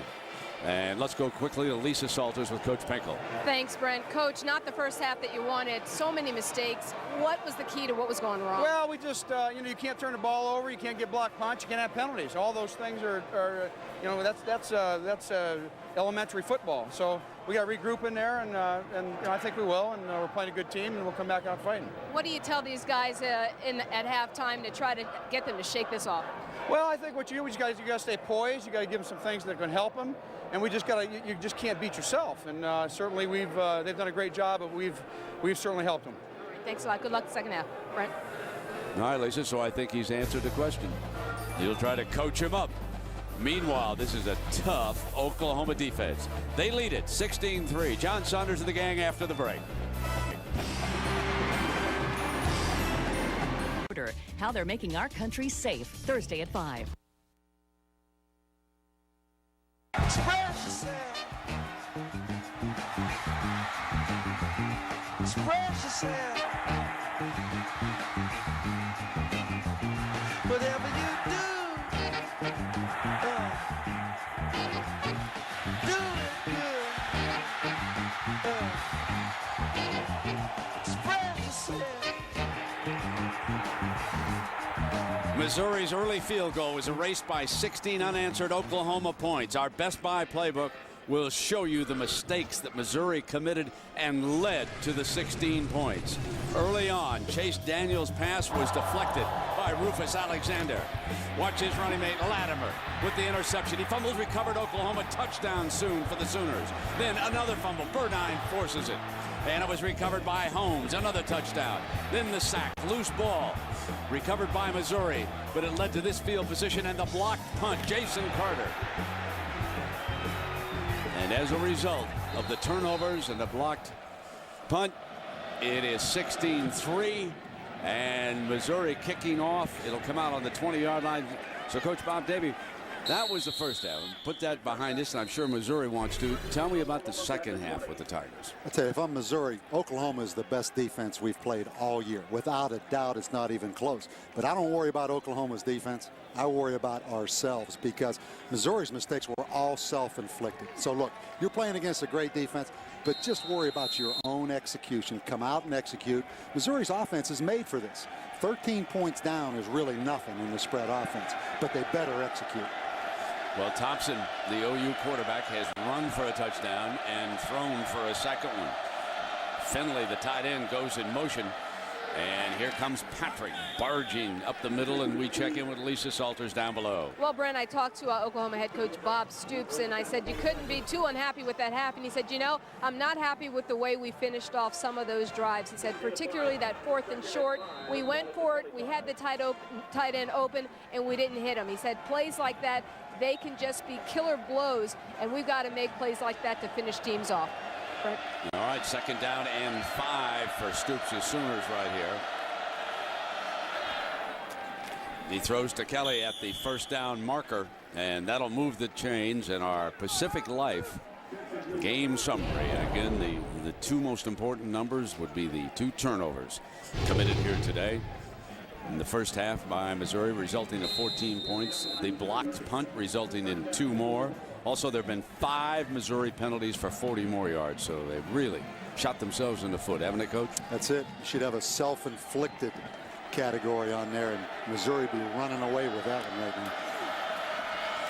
Come back with Patrick on a running play, stretching, got another 1st down. So they open the second half with consecutive 1st down plays. You know, Alan Patrick, special teams captain for Oklahoma, so you know he's tough. But he has done an outstanding job taking over for Adrian Peterson. I love how hard this kid runs. Is he going to be a 1st-round draft choice? Probably not. but he is a tough physical running back now. His only mistake on special teams, he did not sell the recovery of a fumble against Oregon. We're going to show you this, and we're going to concentrate on Patrick. Everybody knows that a mistake was made early, and here comes that quick pass to the outside. Iglesias downfield, crosses midfield, another first down, and the Sooners run. Now, this time, concentrate now. Forget that a mistake was made, that it hadn't gone 10 yards. I want you to watch what happens in the scrum afterwards and focus 23. He's going to recover. Now watch. Rolls over. He's got the football now nonchalantly up. The official doesn't even see he's walking away with a football. And finally he holds it up. I am only left to wonder what might have happened if he had come up and stuck it right in the official's face. Would they? We'll never know. First down and 10, but there was not one, but there were two major mistakes made by the officiating crew on that play. First down and 10. Here's a handoff, hole on the left side. They're gashing them right now, and Coach. A huge drive right now for Oklahoma, because you know, coming out of that locker room, Gary Pinkel said, look, the first half is over. Rejuvenated his football team, re-energized his football team, and now Oklahoma comes out and just takes a wind out of them again so far on this drive. This would be a killer. Would you agree? No if they close this with 7? No question. Second down and 4. Banging. He's a powerful running back, just like you said, Coach, in the first half. I tell you what, this offensive line, they have some great young football players on this Oklahoma football team. All receivers are all sophomores, but this big guard, 72, George Robinson, is a player. And the big freshman, Trent Williams, at 6'5", 321. Whoever comes in a quarterback next year for this team, if there's some recruits out there, put Oklahoma on your list now. This is a great place to come play quarterback for the next several years. If you're a JC All-American, call Stoops collect. Patrick, about a yard. Thompson, of course, is a senior. Lorenzo Williams. And a fumble. Is that down there? Did Missouri finally force the turnover here? Yes. Well, I apologize, folks. I didn't see this. I didn't either. It was late coming. Alan Patrick with 2 fumbles already on the season. I think that's going to be reviewed. The ball already come loose. Did it come loose? See it? Watch. I didn't see Watch. it. That's know, already out. 48. Xavier Jackson, I think, Brent, has already recovered the foul. Because look at Alan Patrick look down. They're ready to go right now. The ball's out. Daniel fires complete to the 40-yard line. Brent, just to clean that up, that ball was clearly out. Excellent call. So finally, and Jared Perry makes the catch. Second down. So what an opportunity here for Missouri to make something positive happen. Daniels eludes him. Diving toward that first down marker. Chase Daniel. You notice Missouri picking the tempo up a little bit on offense, Brent. They're always no huddle, but they take a lot of time at the line. Those first 2 plays looks like they're picking it up a little bit, getting the ball snapped faster. Indeed. Just like that right there. And the reason for that, Oklahoma playing so much cat and mouse, disguise in fronts, disguise in coverages. Missouri's just going to come up and snap it. A great example right here, Brent, on the 3rd down. Oklahoma didn't even get lined up. Great coaching adjustment by Missouri. Coach Christensen upstairs, the offensive coordinator. And Chase now moving the chains toward the 40.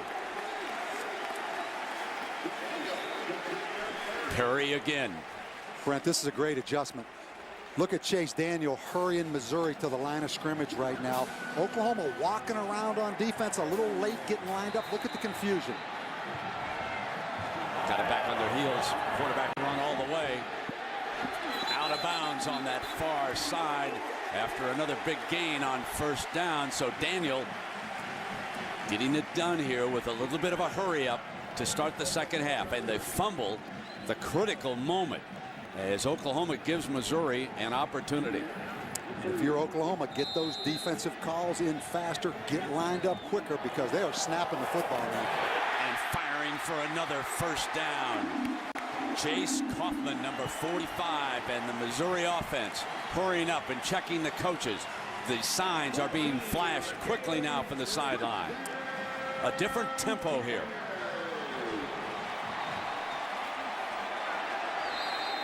You can see the OU defensive lineman trying to get set, trying to get down.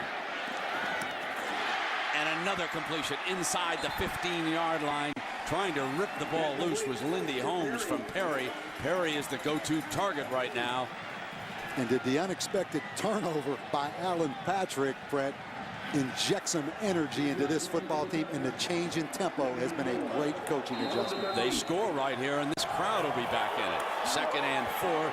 Daniel running all the way. First down, end zone, touchdown, Missouri. How about that, ladies and gentlemen?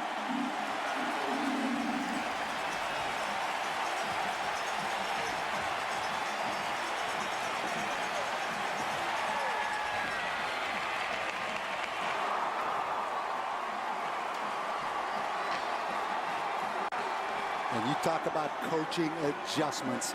Dave Christensen, the offensive coordinator, changing the tempo of how quickly they snap the ball, Brent, was huge on that drive right there. Wolford.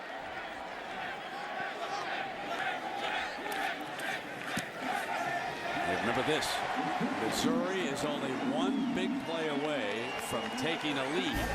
It's a 6-point football game. 16-10. Turnover. An all-new Desperate Housewives, Sunday at 9/8 Central, only on ABC. This ESPN production available on ABC HD, presented by Dish Network. The crowd climbs back in it here in Columbia. A 6-point game. Oklahoma 16, Missouri 10. An 8-play impressive hurry up 66-yard scoring drive. They've operated without a huddle, but they picked the tempo up. And Adam Crossett, he is the punter and the kickoff man here for Missouri. He'd like to ride this one back into the end zone, and I can just imagine that Bill and Vicki Daniel, who have traveled up from Texas to watch all of their son's games here since he enrolled in Missouri, have to be really pleased at what they saw in that series. The young man from the state of Texas. And it blows off the tee. So it's like we're in West Texas. Let's get somebody with a finger down there. But how about Adam Crossett, the kicker, was on a diving scholarship here at Missouri, Brent. He didn't bargain for all this right now when he gave that diving scholarship up to become the kicker.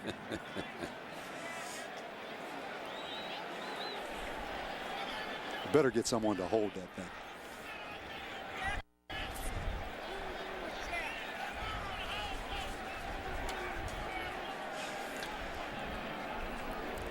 Oklahoma with a huge advantage, I think, in special teams, Brent, just overall team speed. So every one of these kicks are important now as far as kick coverage. Nobody would step forward because they know he's an ex-diver. Exactly. And the referee's got to come from the end zone here with the field judge. The umpire, something happened. The umpire may have injured himself. A word from the field is that the umpire is injured. Hugh Douglas.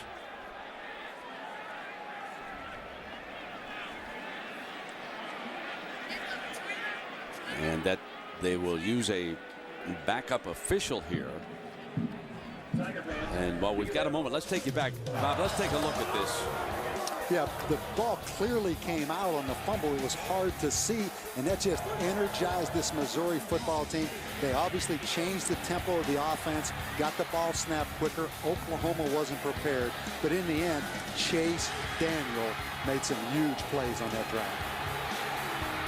And in the stands, Bill and Vicki Daniel. There's his father wearing the number 10. Mom is to his right, your left, as you look at it. She also has number 10. That's big. Let's go to Lisa, who's over in the stands now with the Daniel family. That's right, Brent. Mom and Dad really liked that last drive. Dad, tell me, you're a big football guy. What was different about that drive that made it work? Lisa, I think they came out with a new attitude. I believe that they were well coached in the locker room. They hit some real short passes. Chase got some good runs with some openings there. I think you're going to see a different team in the second half. Now, Mom, I asked you this earlier. Everyone's impressed with how slippery Chase is. Where does he get that from?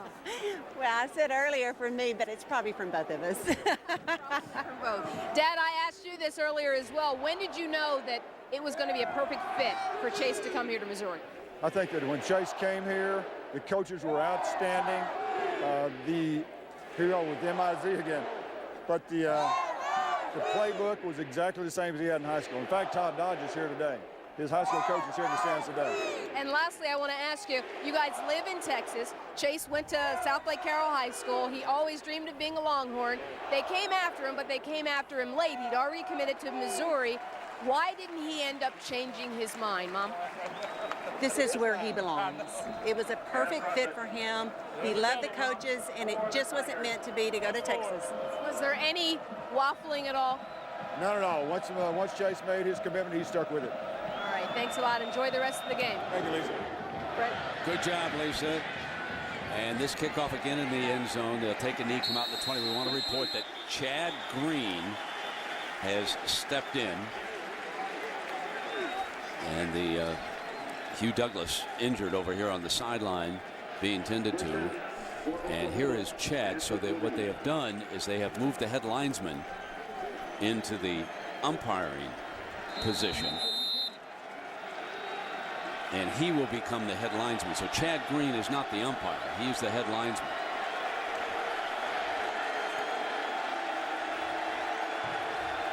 So Kelly Salfeld moves in to that spot in the middle of the action.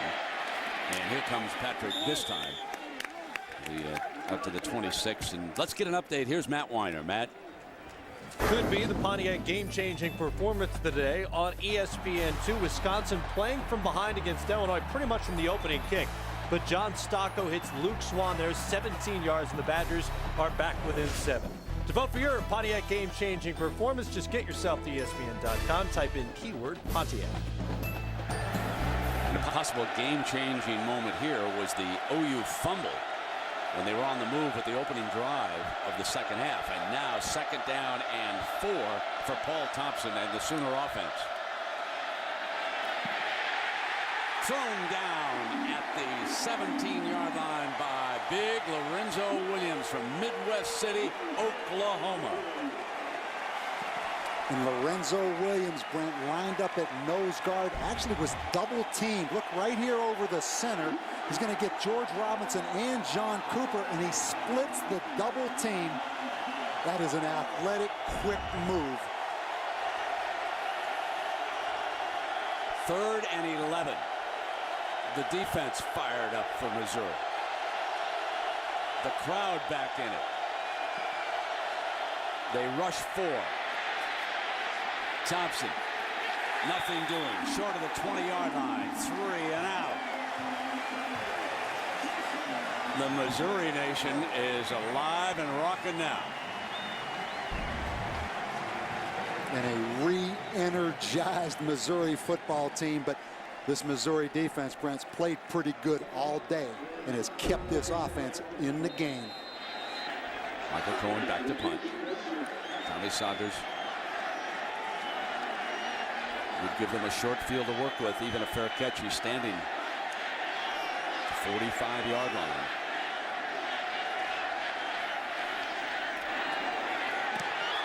They came after it. He tried to draw the flag. There it is. Flag comes. But if it's just running into the kicker, they're well short of 5 yards, giving him a 1st and 10. But if it's a personal foul, that's a different situation. Foul. There it is. Run from the kicker, 21 on the defense, 15-yard penalty, push down. William Moore. I can't understand why you go after him here, Bob, looking at a short field after that impressive drive. You got to help me on this. Wow. And I'll tell you, I guess you have to call that as a personal foul, Brent. And I'm sure Gary Pinkel is asking the same question right now. We have momentum as a football team. We're going to get the football back at midfield. Let's just catch the punt and let our offense go to work. You know, I think there was some bad luck on that. I want to see that again. The punter was up in the air, and I think he came down on Moore, and he was off balance and went on the ground. And that's why there was a little bit of a late flag on it also. Now, first of all, here is the toss, and Patrick barges for 12. And OU first down. Now take a look. Now I want you to watch the punter in the air. Now take a look here. Now watch the defensive player come in underneath him, number 21. Now watch this when he comes down. He takes and falls on that. That's accidental, isn't it? It is, but the punter is so vulnerable, obviously, because of being in that position. They are always going to err on the side of letting the punter have a place to land, Brent. Good point. First down and 10 for the Sooners. Here comes Patrick, right side. Daylight burst free. And he is knocked down and out of bounds at the 44-yard line. William Moore, who was the young man who came in close to the punter that time. And I'll tell you what, Alan Patrick will not make many cuts, Brent, but he is fast and he is tough now, looking for contact. This kid is quick. Over 100 yards with that carry. 21 carries for 104 yards for Patrick. Has 3 fumbles on the season. That's the only issue, is ball security for this guy.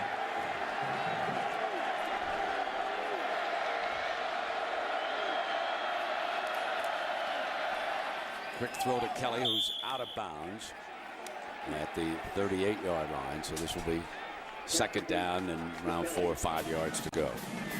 Mistakes, Brent.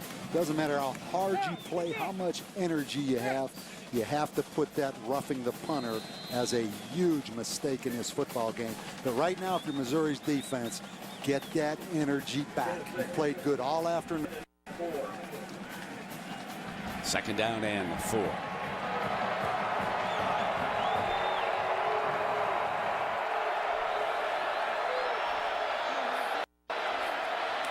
Power formation, they're going to throw out of it. Got Kelly, got him for the first down, out of bounds at the 21-yard line. It's 1st and 10. So they showed power, and Thompson came up firing. And big Malcolm Kelly at 6'4", 217. A great move. He turned Darnell Terrell around, and the throw by Paul Thompson, Brent, was outstanding from one hash all the way to the sideline. And he is doing that to a good corner. He's turning him inside out. Remember that double move led to the holding call back in the first half. So Malcolm Kelly is a receiver with a big upside. Here's toss play now. Patrick in the middle holds that time. Let's take a look now, Coach, at Thompson's pass chart. I think the thing that's been outstanding is how he's thrown the deep balls. 3 for 4 down the middle of the field. Obviously 1 for 1. We just saw that completion on the deep out. This guy was a wide receiver in late July, made the switch. And interesting, Brent, the reason he went to OU, he's from Leander, Texas, which is right outside Austin. But Texas wanted to make him a wide receiver, so he went to OU to play quarterback. Now he's back at quarterback. And here he is facing a 2nd and 9. Patrick looking to the right side, cuts back, Daylight. And he crosses the 15-yard line. It'd be a little short of the first down. Brock Christopher, the 34, trips him up. And really the first cut I've seen Alan Patrick make right here, plants and gets upfield, and from the backside, Lorenzo Williams didn't track him down on the backside pursuit. He took the cutback. Late substitution by the defense. 3rd down and 3.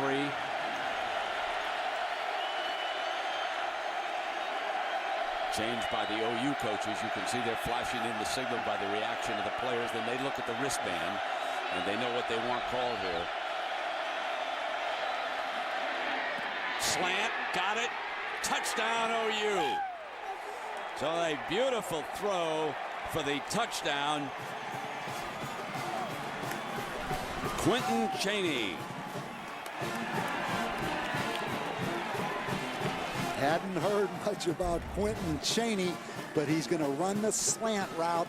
Again, he gave a little outside move, beat Darnell Terrell back to the inside. But that little shake to the outside got Terrell respecting the outside move, and he broke it back inside.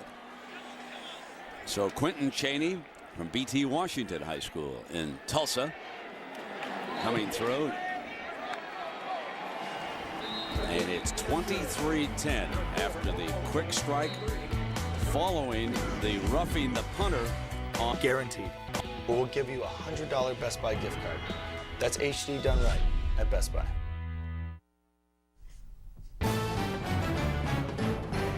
ESPN's College Football on ABC. Brought to you by Hummer, like nothing else. IBM, what makes you special? Allstate, are you in good hands? And the Home Depot's Improvement Week, November 2nd through the 8th. Yeah, our producer, Cadillac Bonnell, had some good Shakespeare pizza last night. And George Hill, dial up. We'll get one on the way to the airport tonight. We'll pick it up, boys. Make me one with everything. That's good pizza now. Where did Cadillac Bonnell come from? Not because the kind of rental car he had. No. I know that's not within regulations. I would never do that. Oh my God, you know that? It just wouldn't happen. That's not. Hey, there is Quentin Chaney, folks. His first career touchdown at OU, and only his third catch as a Sooner. So that's a great moment for him, isn't it? And now Missouri will see if they can answer. They got unlucky on that punt. And they are down well inside the 20-yard line. So we will take a little break here. I'll bet the rascals over there at Shakespeare are about as busy as they can be right now. In all the world, there are a select few who at their very core are capable of incredible transformation. Under the most grueling conditions, they are shaped, hardened, sharpened, ready to stand among the most elite of all warriors. The few, the proud, the Marines.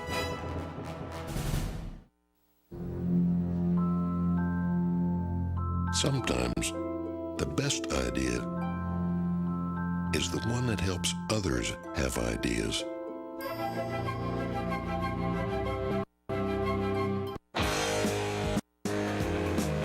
Built comfortable.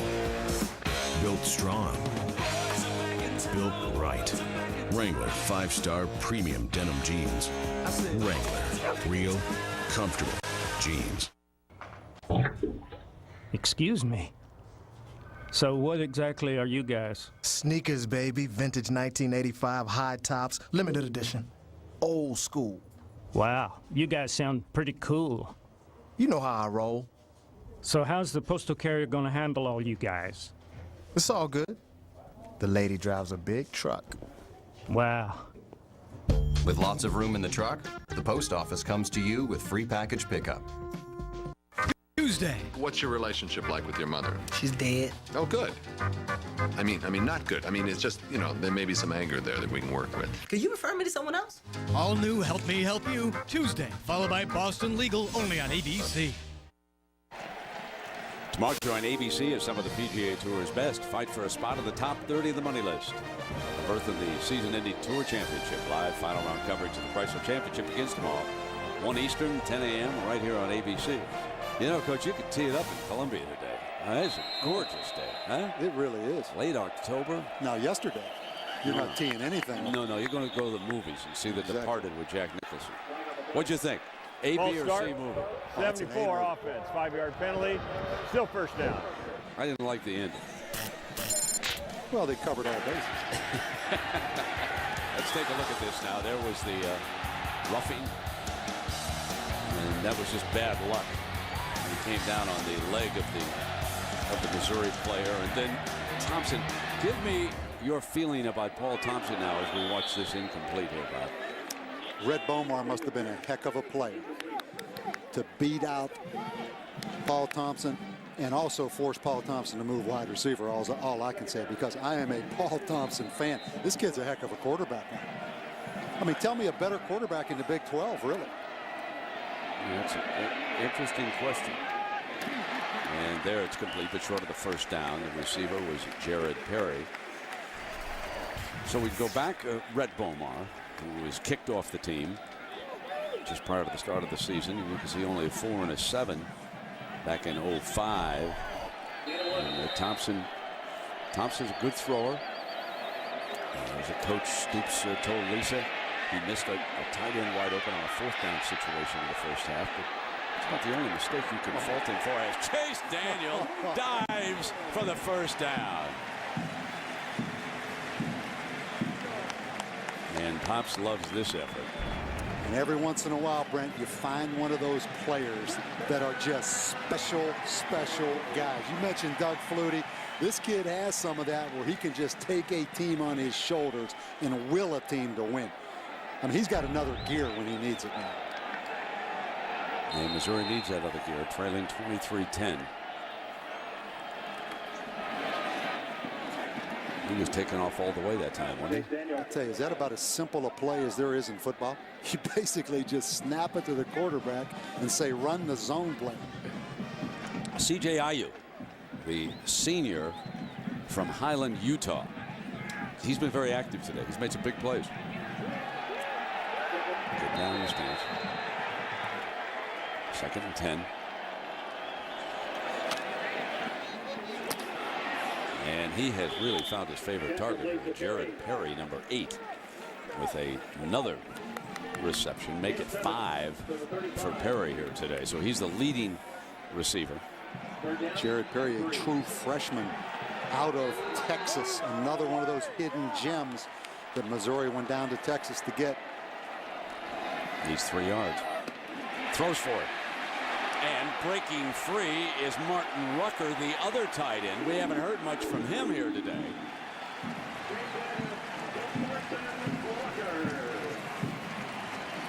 You mentioned Martin Rucker. Only 5 catches, Brent, in the last 3 games. But this kid, I think, is a first-round draft choice someday as a tight end. He is a heck of an athlete. 5 wide, 1st down and 10. Complete. Will Franklin.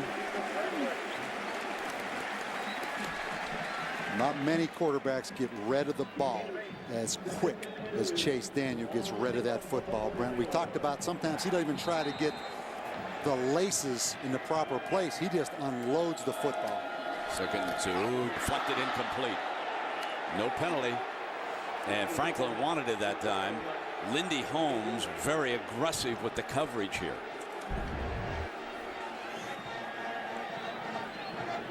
Good play by Lindy Holmes, who was a wide receiver, moved to cornerback in the spring. There's another 3rd down for Chase. Sort of burrowing his way. And there's a penalty flag. So there's a flag on this play.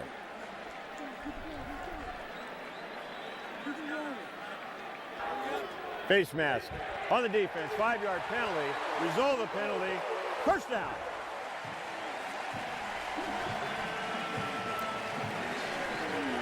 So they'll take that break and keep this drive going. And right now it is the Chase Daniel show. Throwing it, running it. 68,000 here today on a gorgeous Saturday afternoon in Memorial Stadium. Complete again and breaking free this time. Fumble! Oklahoma! Hold on now. Was there a second fumble at the end of this? There's a scrum down there. Missouri football inside the 5. Folks, I had a completion, fumble, recovery, second fumble. But that was the naked eye. Let's take a look now on the replay here, Coach. And you're going to see number 40, Curtis Lofton, strips this football out, Brent, right there.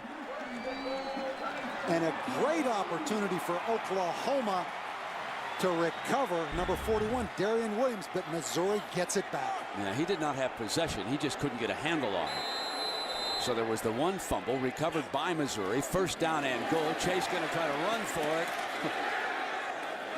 and OU stops him short of the end zone. So it'll be 2nd down and goal. There was no question about what he was up to on that play. And Missouri, you have to say this, deserved to get a break, didn't they, on that recovered fumble. Brent, we look at it again. The ball is clearly stripped out. Yeah, good call.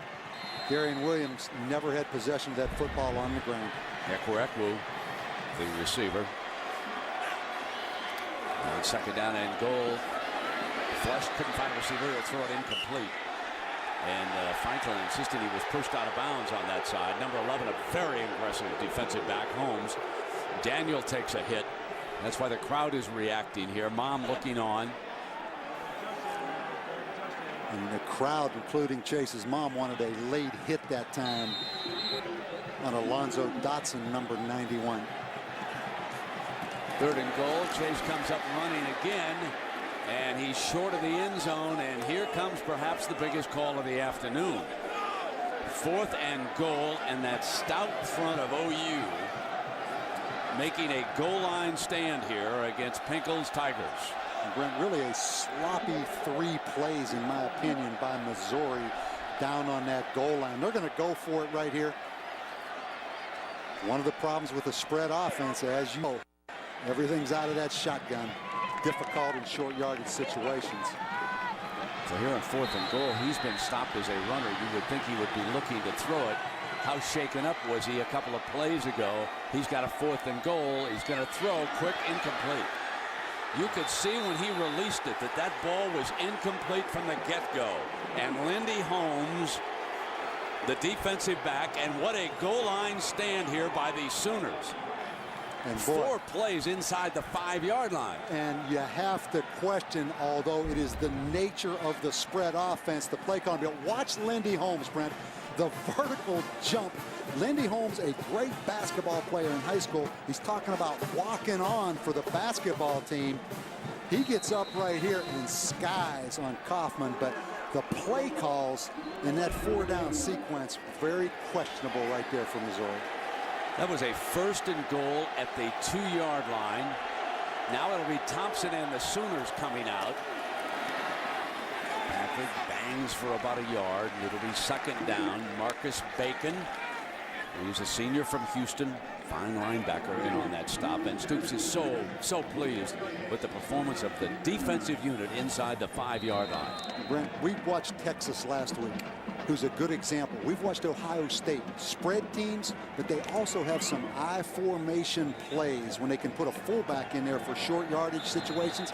I think that inability really hurt Missouri right there to score. And ESPN's College Football on ABC returns after this message. How to stop allergies in their tracks. Friday, watch Eyewitness News 5 at 5. We're back in Columbia, Missouri for the money quarter. Oklahoma 23, Missouri 10, leading it by 13 after a tremendous goal line stand on the part of the Sooners. And now it will be 2nd down as we start the final quarter. And a big game by quarterback Paul Thompson. He's thrown 2 touchdown passes. 11 of 16 for 127 yards. He has run for the 3rd touchdown. 2nd down and 9. He did it with Patrick, keeping it very conservative here, and there's a penalty flag.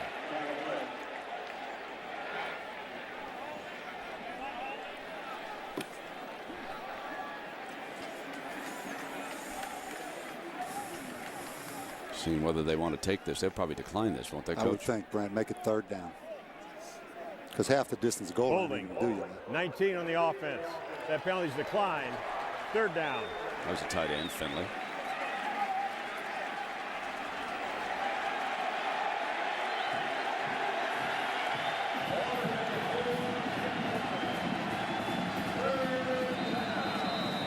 Third down. Oklahoma with a lot of confidence in Paul Thompson throwing the football, Brent. Big Malcolm Kelly up at the top of the field, the big wide receiver.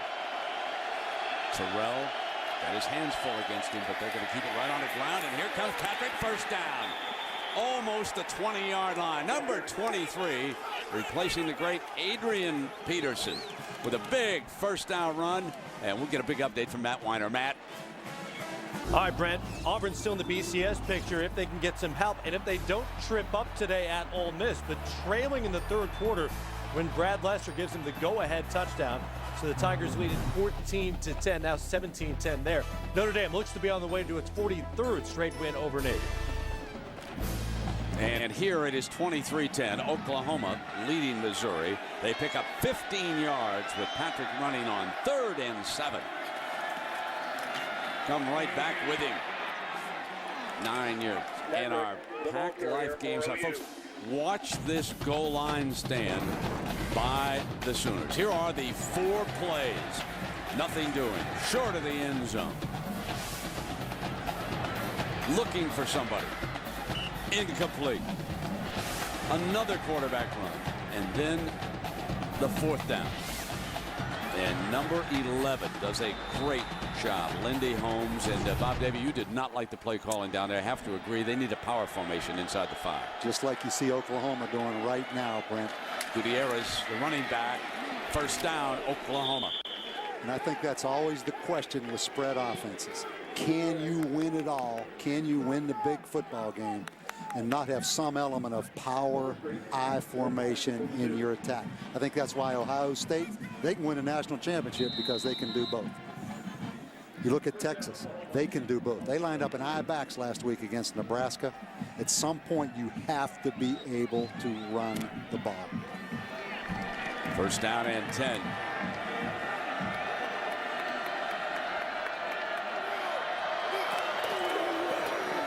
Play fake. Incomplete.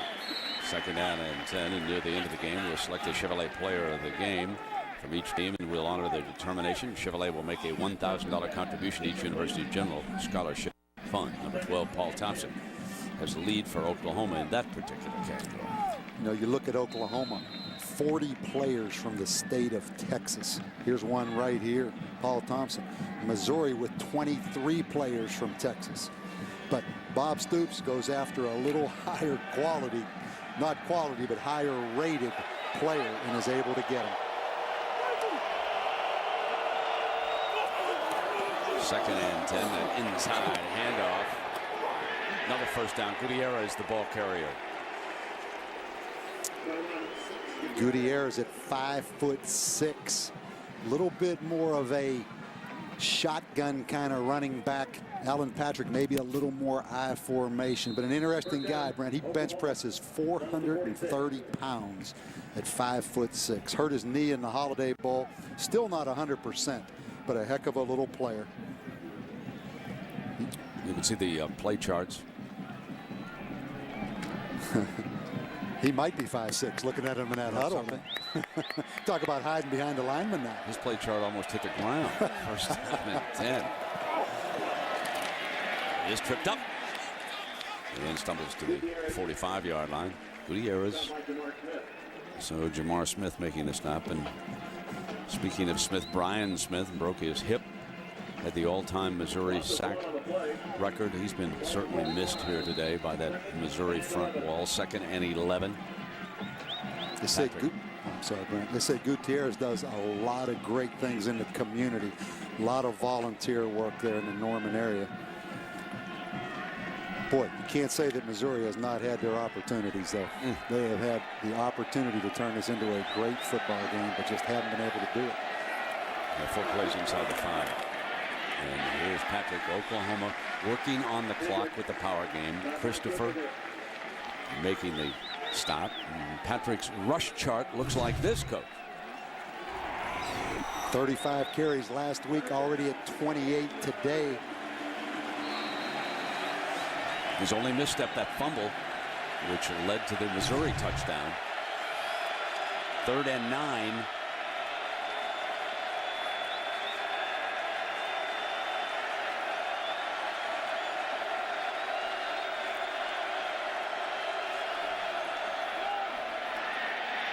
Here's Thompson taking off. Fumble! Loose ball, and Missouri finally comes up with it. That's David Overstreet. son of an Oklahoma legend. There's a penalty flag on the play. David Overstreet up with the football. Holding on the offense. Penalties decline. First down. So there he is, the son of a legend. Father died when he was just an infant. Never really knew him. Excellent hustle play by Dedrick Harrington right here, the linebacker, Brent. Watch him just punch this football out. And you mentioned it, David Overstreet on the recovery.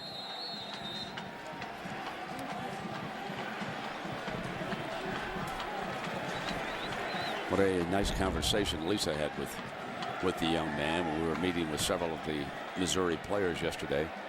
Chase Daniel out onto the field, first down and 10, 5 wide, and again he takes off. And here's what young Overstreet had to say when Lisa asked him about memories of the father. All I could do is just sit there and smile, because it was the first time I ever seen anything, and I'm 23 years old. My dad died when I was 1. So seeing that for the first time was great for me, because I got to see everything that people were telling me about how much of a great player he was and what kind of person he was, and you could see it all on the field. Penalty flag is thrown as Daniel throws one incomplete on the move. And of course, seeing the highlight film of the great runner from Oklahoma, David Overstreet. Holding, 77 on the offense. Penalties decline. Third down. Oklahoma fans certainly remember number 22. 77 to 80. He was one of the best, wasn't he? David told us his mom is a huge Oklahoma fan. Not today. Not today, baby. And there you can see Overstreet, the second. Third down. Snaps it off high and incomplete. And I don't care how good you can throw it, Brent. When you've abandoned the running game completely, it's hard to have success throwing the football when everyone knows you're going to throw it. You know, there was a moment in that goal line stand that I'm going to go back to. He was hit and hit hard. And he has not been the same since Oklahoma got up on him. There was no penalty flag on the play, so I'm certainly not inferring that. But in that situation, I'm not sure that the Missouri coaching staff should have called a timeout for their quarterback. That was such a critical point in this football game. I don't know that anybody noticed the lick that he took. Mom and Dad certainly did, because we had the reaction picture. And here's Crossett back to punt for Missouri. He's had one block resulting in a safety back in the first half. Smith will let this one go out of bounds. And again, 10-17 remaining. How many minutes? Are you in good hands?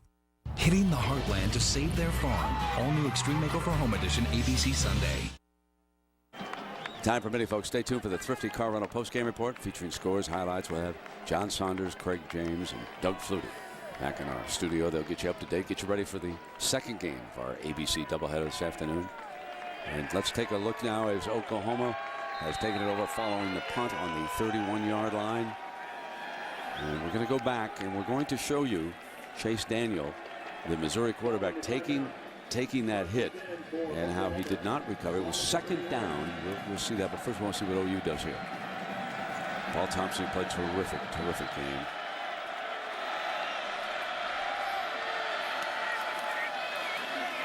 They're working on the clock, and they're able to get him out of bounds on first down. Now, it was second down for Daniel and Missouri inside the 5. Now, watch as he's hit by Dotson. Now, watch afterwards. Goes down on the shoulder. Now, watch. Put himself back together, and he stayed down right there, and clearly being held back, looking over to the sideline, and right after that they ran with him. Came back in empty, no back set, and ran him on the quarterback dive play, then threw it on fourth down, and he did not look the same since that play. Yeah, exactly. Second down and 10.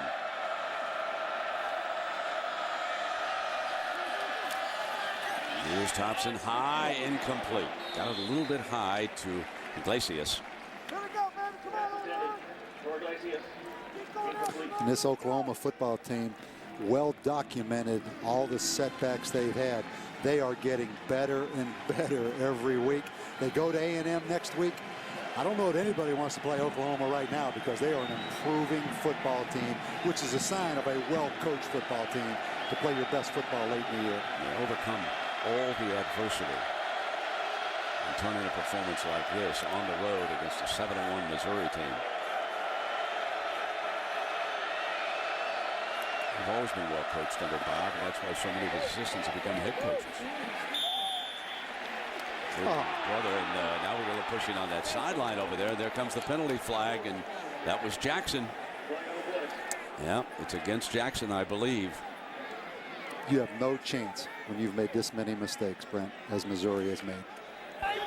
After the play, personal foul, unnecessary roughness, 48 on the defense, 15-yard penalty, first down.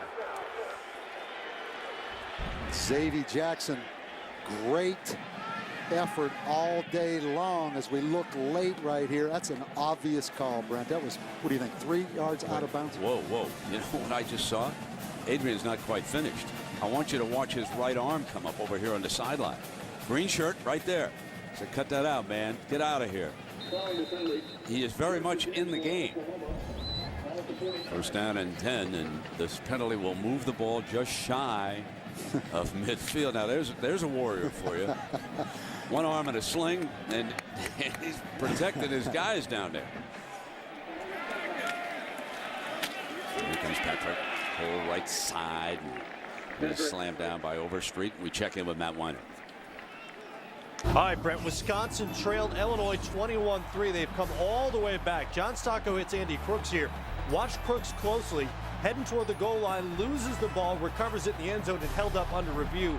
17 unanswered points for the Badgers since halftime to take the lead. Auburn tied up with Ole Miss after a Brent Schaefer touchdown pass for the Rebels.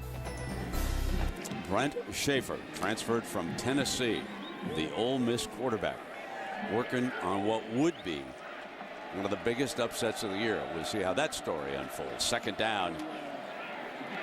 Oklahoma working on the clock, and Gutierrez now the running back. You talk about Brent Schaefer. How about Brent Bielema at Wisconsin? A great job in his first year. They're saying Barry who? When it comes to Barry Alvarez now. I mean, Brent Bielema just comes in and takes over. You know, Wisconsin, not great expectations this year, but I mean, they are what, a 7-1 football team right now? Yes. Yeah. Yeah, they would rank as one of the most pleasant surprises of the year. And until today, Missouri was right there with them. But the Tigers taking a step back here today. Third down and 4, 7.5 minutes. Thompson rifles it high and incomplete. Finley, the intended target, number 19. So it'll be 4th and 4, and they'll punt it away. Mike Knoll in doing the punting. You have to be pleased with the effort of the Missouri defense. They have hung in there all afternoon.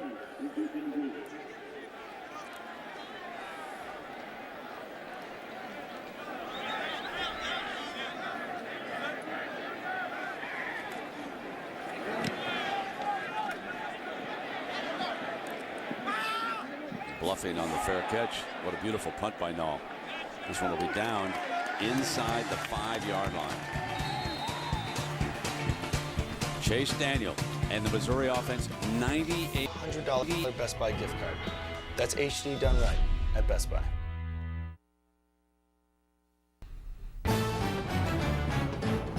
ESPN's College Football on ABC, presented by Best Buy. Thousands of possibilities. Get yours. Chevrolet, America's brand. Chevy, an American revolution. And the United States Postal Service. Now the post office comes to you with free package pickup.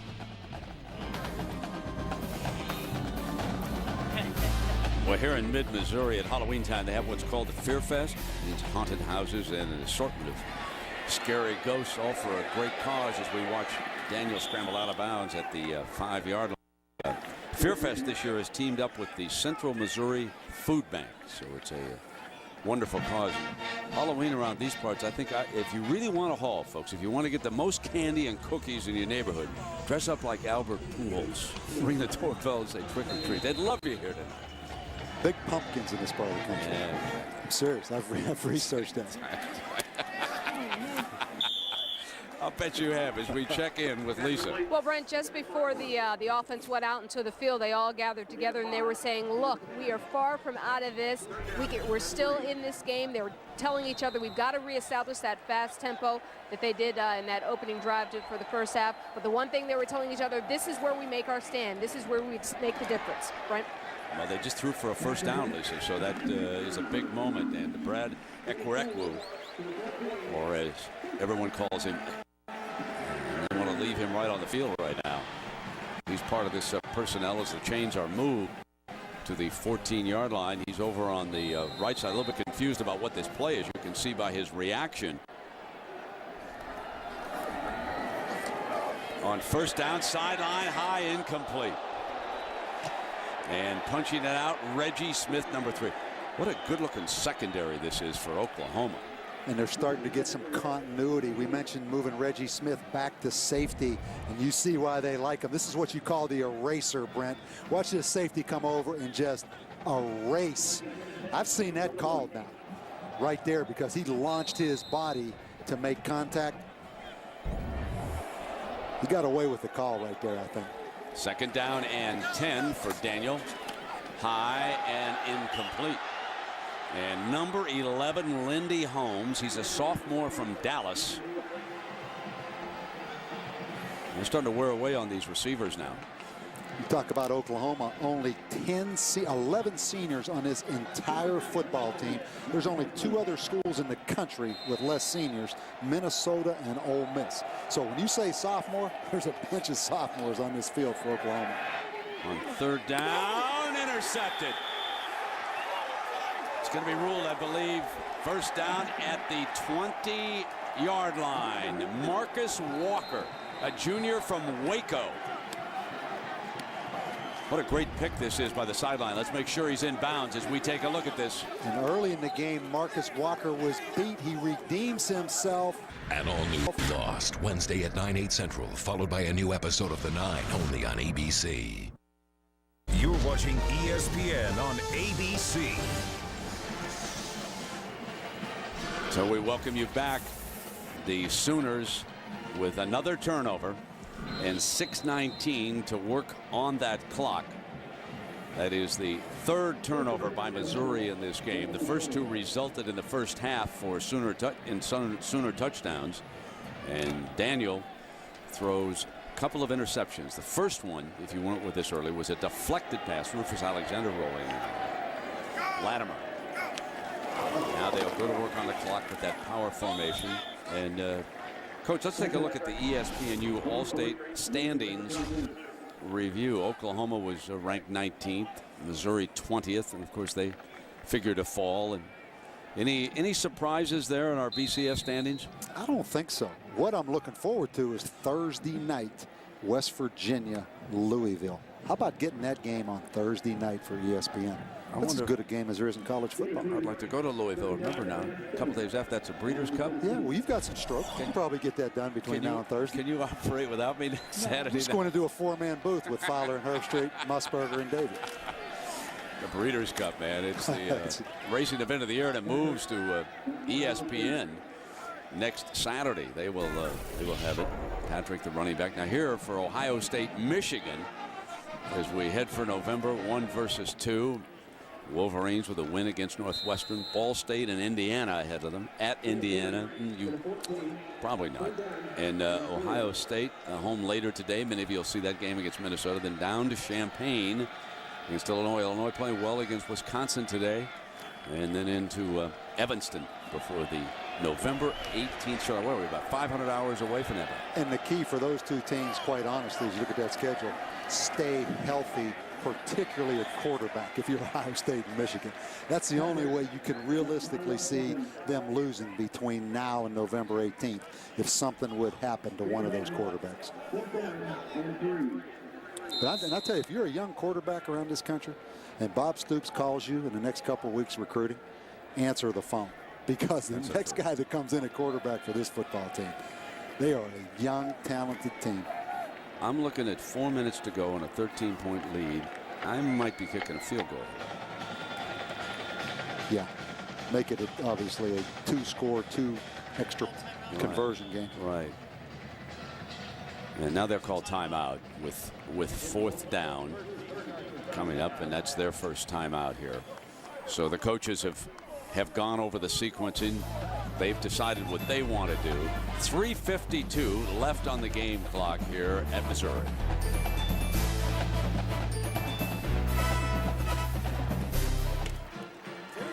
You up free and get you on your way. Pick Enterprise. We'll pick you up. Well, Garrett Hartley, the kicker, is on the field, and he was a teammate of Chase Daniels back at Southlake Carroll High School down in Texas. Hartley is just 1 year older than the Missouri quarterback. And Bob, you're saying that the young man put on some weight and had a great upside. Since last season, he's gained 15 pounds, 13 for 14 on the year. Only miss was a blocked field goal. So they've got a great kicker here. 30-yard field goal to make it a scene with 52. Many of the crowd filing out. Off to the right, curling in. Good. 26-10. Good looking field goal kicker. Remember, he kicked as a freshman in a bowl game, but Bob Stoops telling us that doesn't like to redshirt players like he used to in the old days. If they look like they can play as a freshman, here they come. And today's Chevrolet players of the game, we want to honor them because in recognition of their effort, Chevrolet will make a $1,000 contribution to each university general scholarship fund. Paul Thompson, 3 total TDs, threw for 2, ran for 1. Diedrich Harrington, a linebacker, 6 tackles and 1 forced fumble. So Harrington held up his end of the bargain. And you know, Bob, you made an interesting, relevant point about Missouri. I know they're all going to be down about this game, and especially the fans and the media in the area. But the big one, in effect, is for them next week in Lincoln. Exactly, because they will have 2 Big 12 losses after today. Nebraska, even if they win tonight, will have 1 Big 12 loss. So if Missouri can go in there next week and beat Nebraska, they both have 2 losses, but Missouri won the head-to-head. So not much time to mope around after this one. Out of bounds again. Penalty against Hartley after we brag on him and let us check in with Matt Weiner. Matt. For ESPN All-America Player of the Week update. Notre Dame's Brady Quinn, 295 yards through the air, 18 of 25, 3 touchdowns, 15 touchdown tosses his last 5 games. You want to vote? Text VOTE to 87654 on your singular wireless telephone. And here a 26-10. And Hartley, I got to give him high marks for courage. He walked close to Bob Stoops, but we want to show you that one's broken up. We want to show you a coach's reaction after you kick it out of bounds. Now watch this. From the penthouse to the doghouse, made that field goal. It was all good. There was a lot of hugging. Kicked it out of bounds. Coaches and kickers. You must have been like that too. I remember Coach Vermeil. They used to drive him crazy. Well, first of all, I mean, I love the hair, but that looks like a kicker, right? Second down now. We've got a new quarterback in here. That is Brandon Coleman on the move. So Brandon Coleman has stepped in for Chase Daniel with 3:30 to go. Now Daniel back on the field here with 3rd and 10.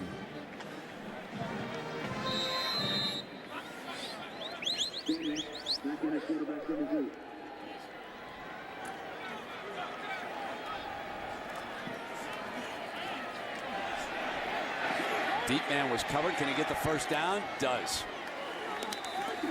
Just short of midfield and a little bit slow again getting up.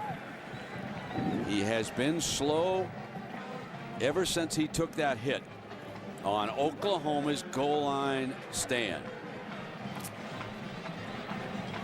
Mom and Dad looking on. They know he's limping. And Missouri with 3 timeouts, still only a 2-touchdown game right now, so it's not out of the question. Incomplete.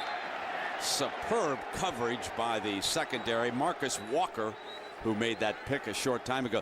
When you look at Chase Daniels' record in high school and college, I've got it overall at 36-2. I believe he was a loser only once in high school. I think that was a state title game as a junior.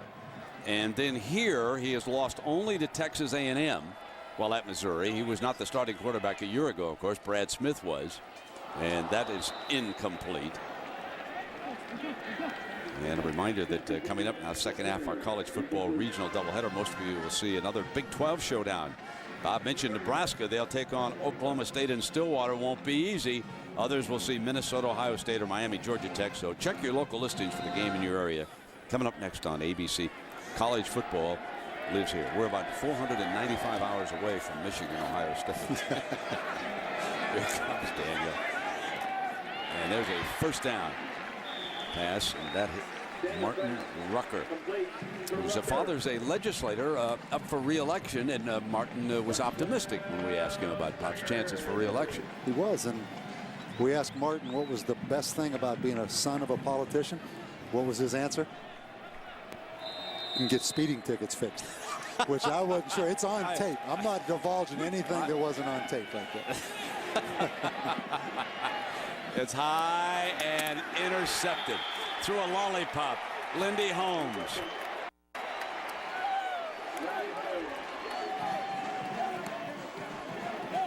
Missouri came into this game, Brent, 48% run, 52% pass. Today, it's been all pass for a lot of reasons, and you have to have balance in your offense. As good as Chase Daniel is, you cannot throw it every down. 3 interceptions for number 10 today. And he's going to face an aggressive defense next week in Nebraska, who I think is an improving defense under Kevin Cosgrove. So it's not going to get a lot easier now, but they're still in the hunt for the Big 12 North. Now, there is an offense that took a passing offense and has added the power game, which is exactly what you're talking about. Exactly right. I mean, Bill Callahan came in with the West Coast, felt how hard that wind blew in Lincoln after one season, said, I better run the ball a little bit. Patrick will try to run out the clock here. 2:15. Christopher making the stop. The stand's about half empty. Let's check in with Lisa. Well, Brian, I want to give you an injury update on the official who left the game earlier today, Hugh Douglas.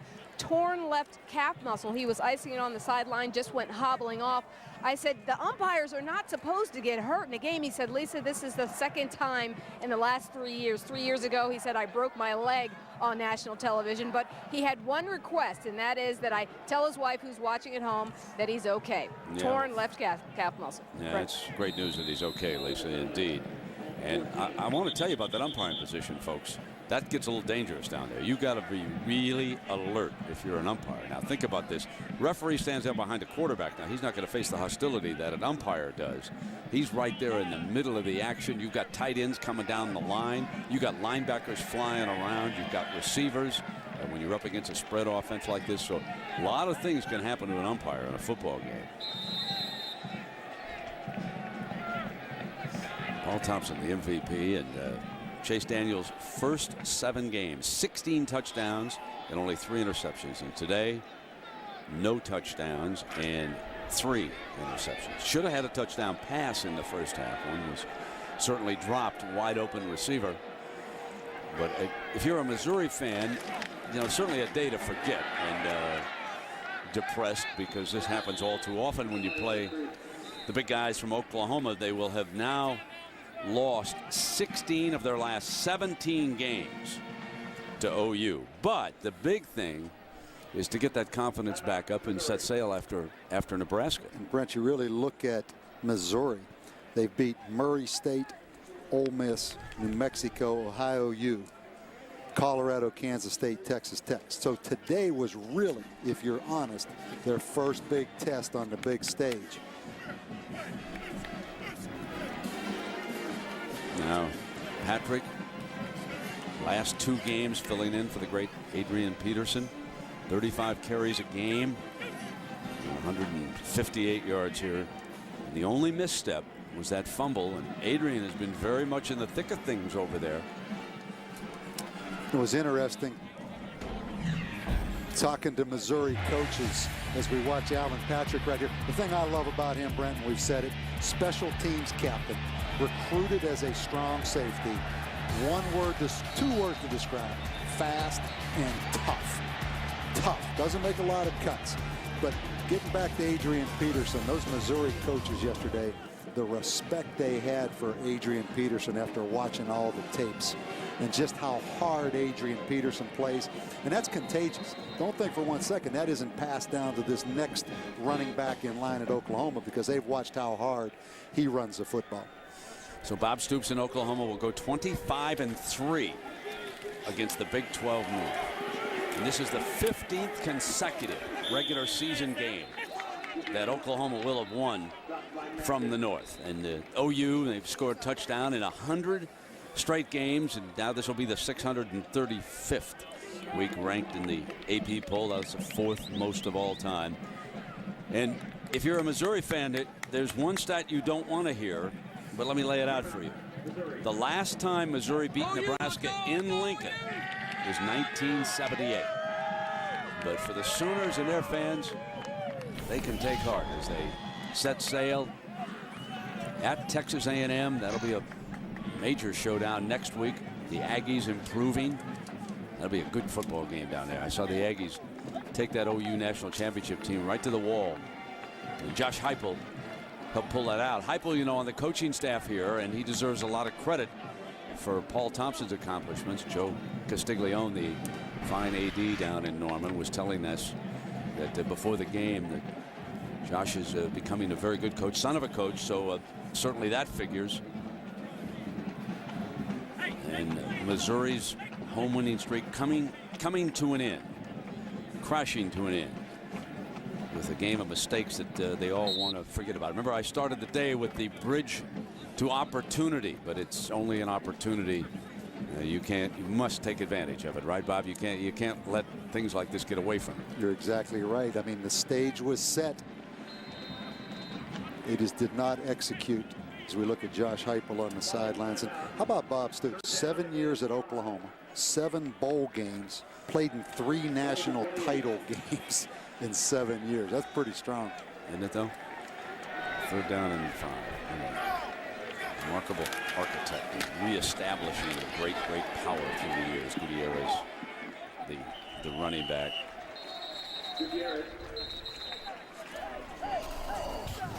There is the 5 years before Stoops at Oklahoma, 10 games under 500, and the 7 years with him, 80-18. And he's had 4 head coaches already come out of Oklahoma since he's been there. Mike Stoops at Arizona, Mike Leach, Texas Tech, Mangino at Kansas, and Chuck Long at San Diego State. Barry Switzer, 16 years at Oklahoma. Brent, to put it in perspective, 2 head coaches. Donnie Duncan at Iowa State and Mac Brown, who went to Tulane. So, I mean, Bob Stoops, 4 head coaches in 8 years. Shows you the respect people have for how they coach around the country. Well, it was a day of mistakes as far as Coach Pinkel. And the Tigers were concerned. First, the deflection. Big Rufus rolls in on Latimer. Even though he fumbled, is recovered by OU. They weren't done. Burdine in on it. And the recovered fumble. Both led to touchdowns. Then the pick by Walker working the sidelines. 3 interceptions for Chase Daniel. There will be better days ahead for him. And you have to put the block punt in there, as well as roughing the punter personal foul, and 4 downs from the 3-yard line and unable to score. So there's a lot more mistakes to that list. The roughing the punter, I'm tempted to say, was more an accident than an out mistake. Although, you should say, let's just set the return. We've just scored a touchdown. You know, you've got no business getting that close to him, I suppose, Bobby. So I give you credit on that one. That was when you think about moments in this game, that was just huge. No question. I mean, momentum had shifted early in the second half to Missouri. They were about ready to get the ball at about the 45-yard line of Oklahoma. All of a sudden, Oklahoma has the ball and goes down and scores.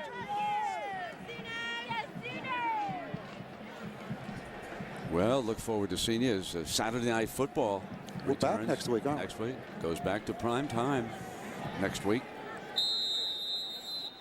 And again, congratulations to the St. Louis Cardinals on their win last night. Tony La Russa having a great spring down in Jupiter, Florida, their training base this year. I can just imagine the popularity of that team. Just some of the greatest baseball fans, probably the #1 baseball city in the country when you really think about it. And you know, St. Louis is very close. That's why all these fans in. What about Kansas City? We're right in the middle of the state. And the Guthries. You bet. Who's that singing in the background? That's Woody and Arlo. That was a little controversial last night. The Kansas City 125, St. Louis 124 miles. I'm glad we finally got that straight. That hit a nerve with you. Yes, it did. Because you know the mileage exactly. Exactly. I'm telling you, I go to the shortest distance to the airport, and that's St. Louis. Trust me. First down and 10. And there's a Cardinal fan. Man, is that youngster happy, huh? Complete and a first down. Tommy Saunders. And we've got a little flag, and they're going to tack on to it with a little face mask there at the end. Nick Harris, the nickelback, who's another talented looking athlete for Oklahoma.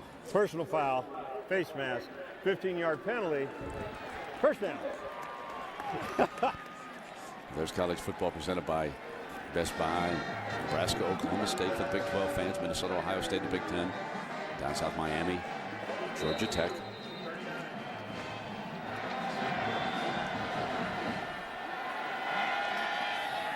Final minute. Oh, took another hard lick from behind that time.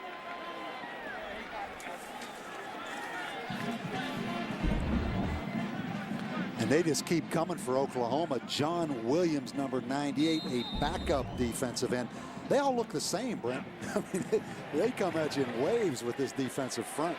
Big and tough. Going deep end zone.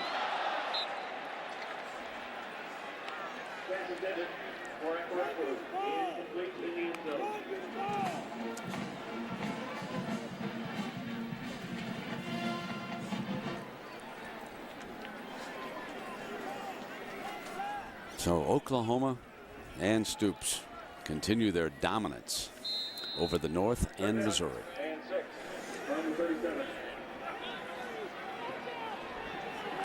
And the miscues set this up. Now on third down, got a first down. There's Kaufman inside the 20-yard line. Final 11 seconds. Chase still battling away. Missouri with no timeouts, spike the football right here and then throw a couple shots in the end zone.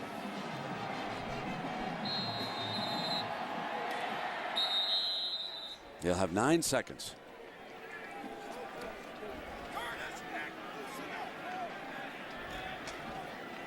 You think of Drew Tate. You think of Drew Brees. Brent, those quarterbacks out of the state of Texas.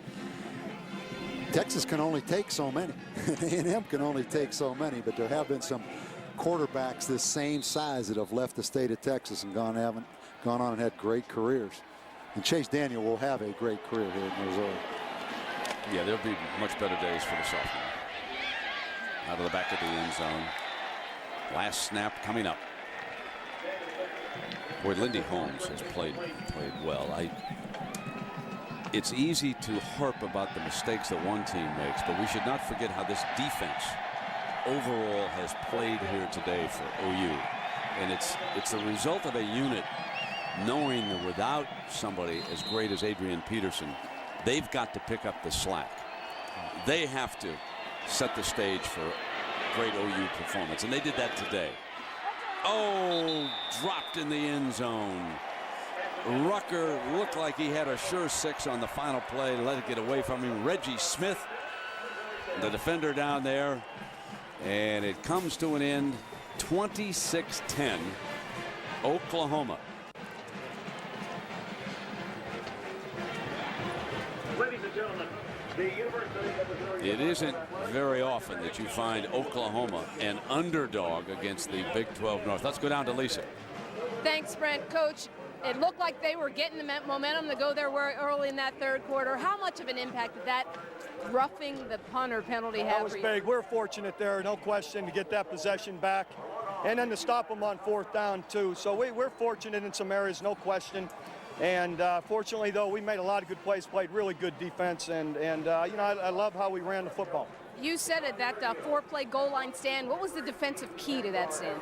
Well, the early downs that they had the ball, they were trying to run the zone, and we penetrated, knocked them back, and then I guess talked them out of it. So then they threw it the last 2 times. So again, just fortunate we were able to hold them, and fortunate on the roughing call. And lastly, Alan Patrick, what has impressed you the most about what he was able to do out here today? He's a tough guy. Now, Alan's the best. He's runs hard, goes at it hard, and love the way our line and tight ends, fullbacks blocked for him, and, you know, and executed. Just what we wanted to do, and we had some other opportunities throwing, and we'll get better there too. Thanks a lot, Coach. Congratulations. Brent. All right, Lisa. Stoops. They're making our country safe. Thursday at 5.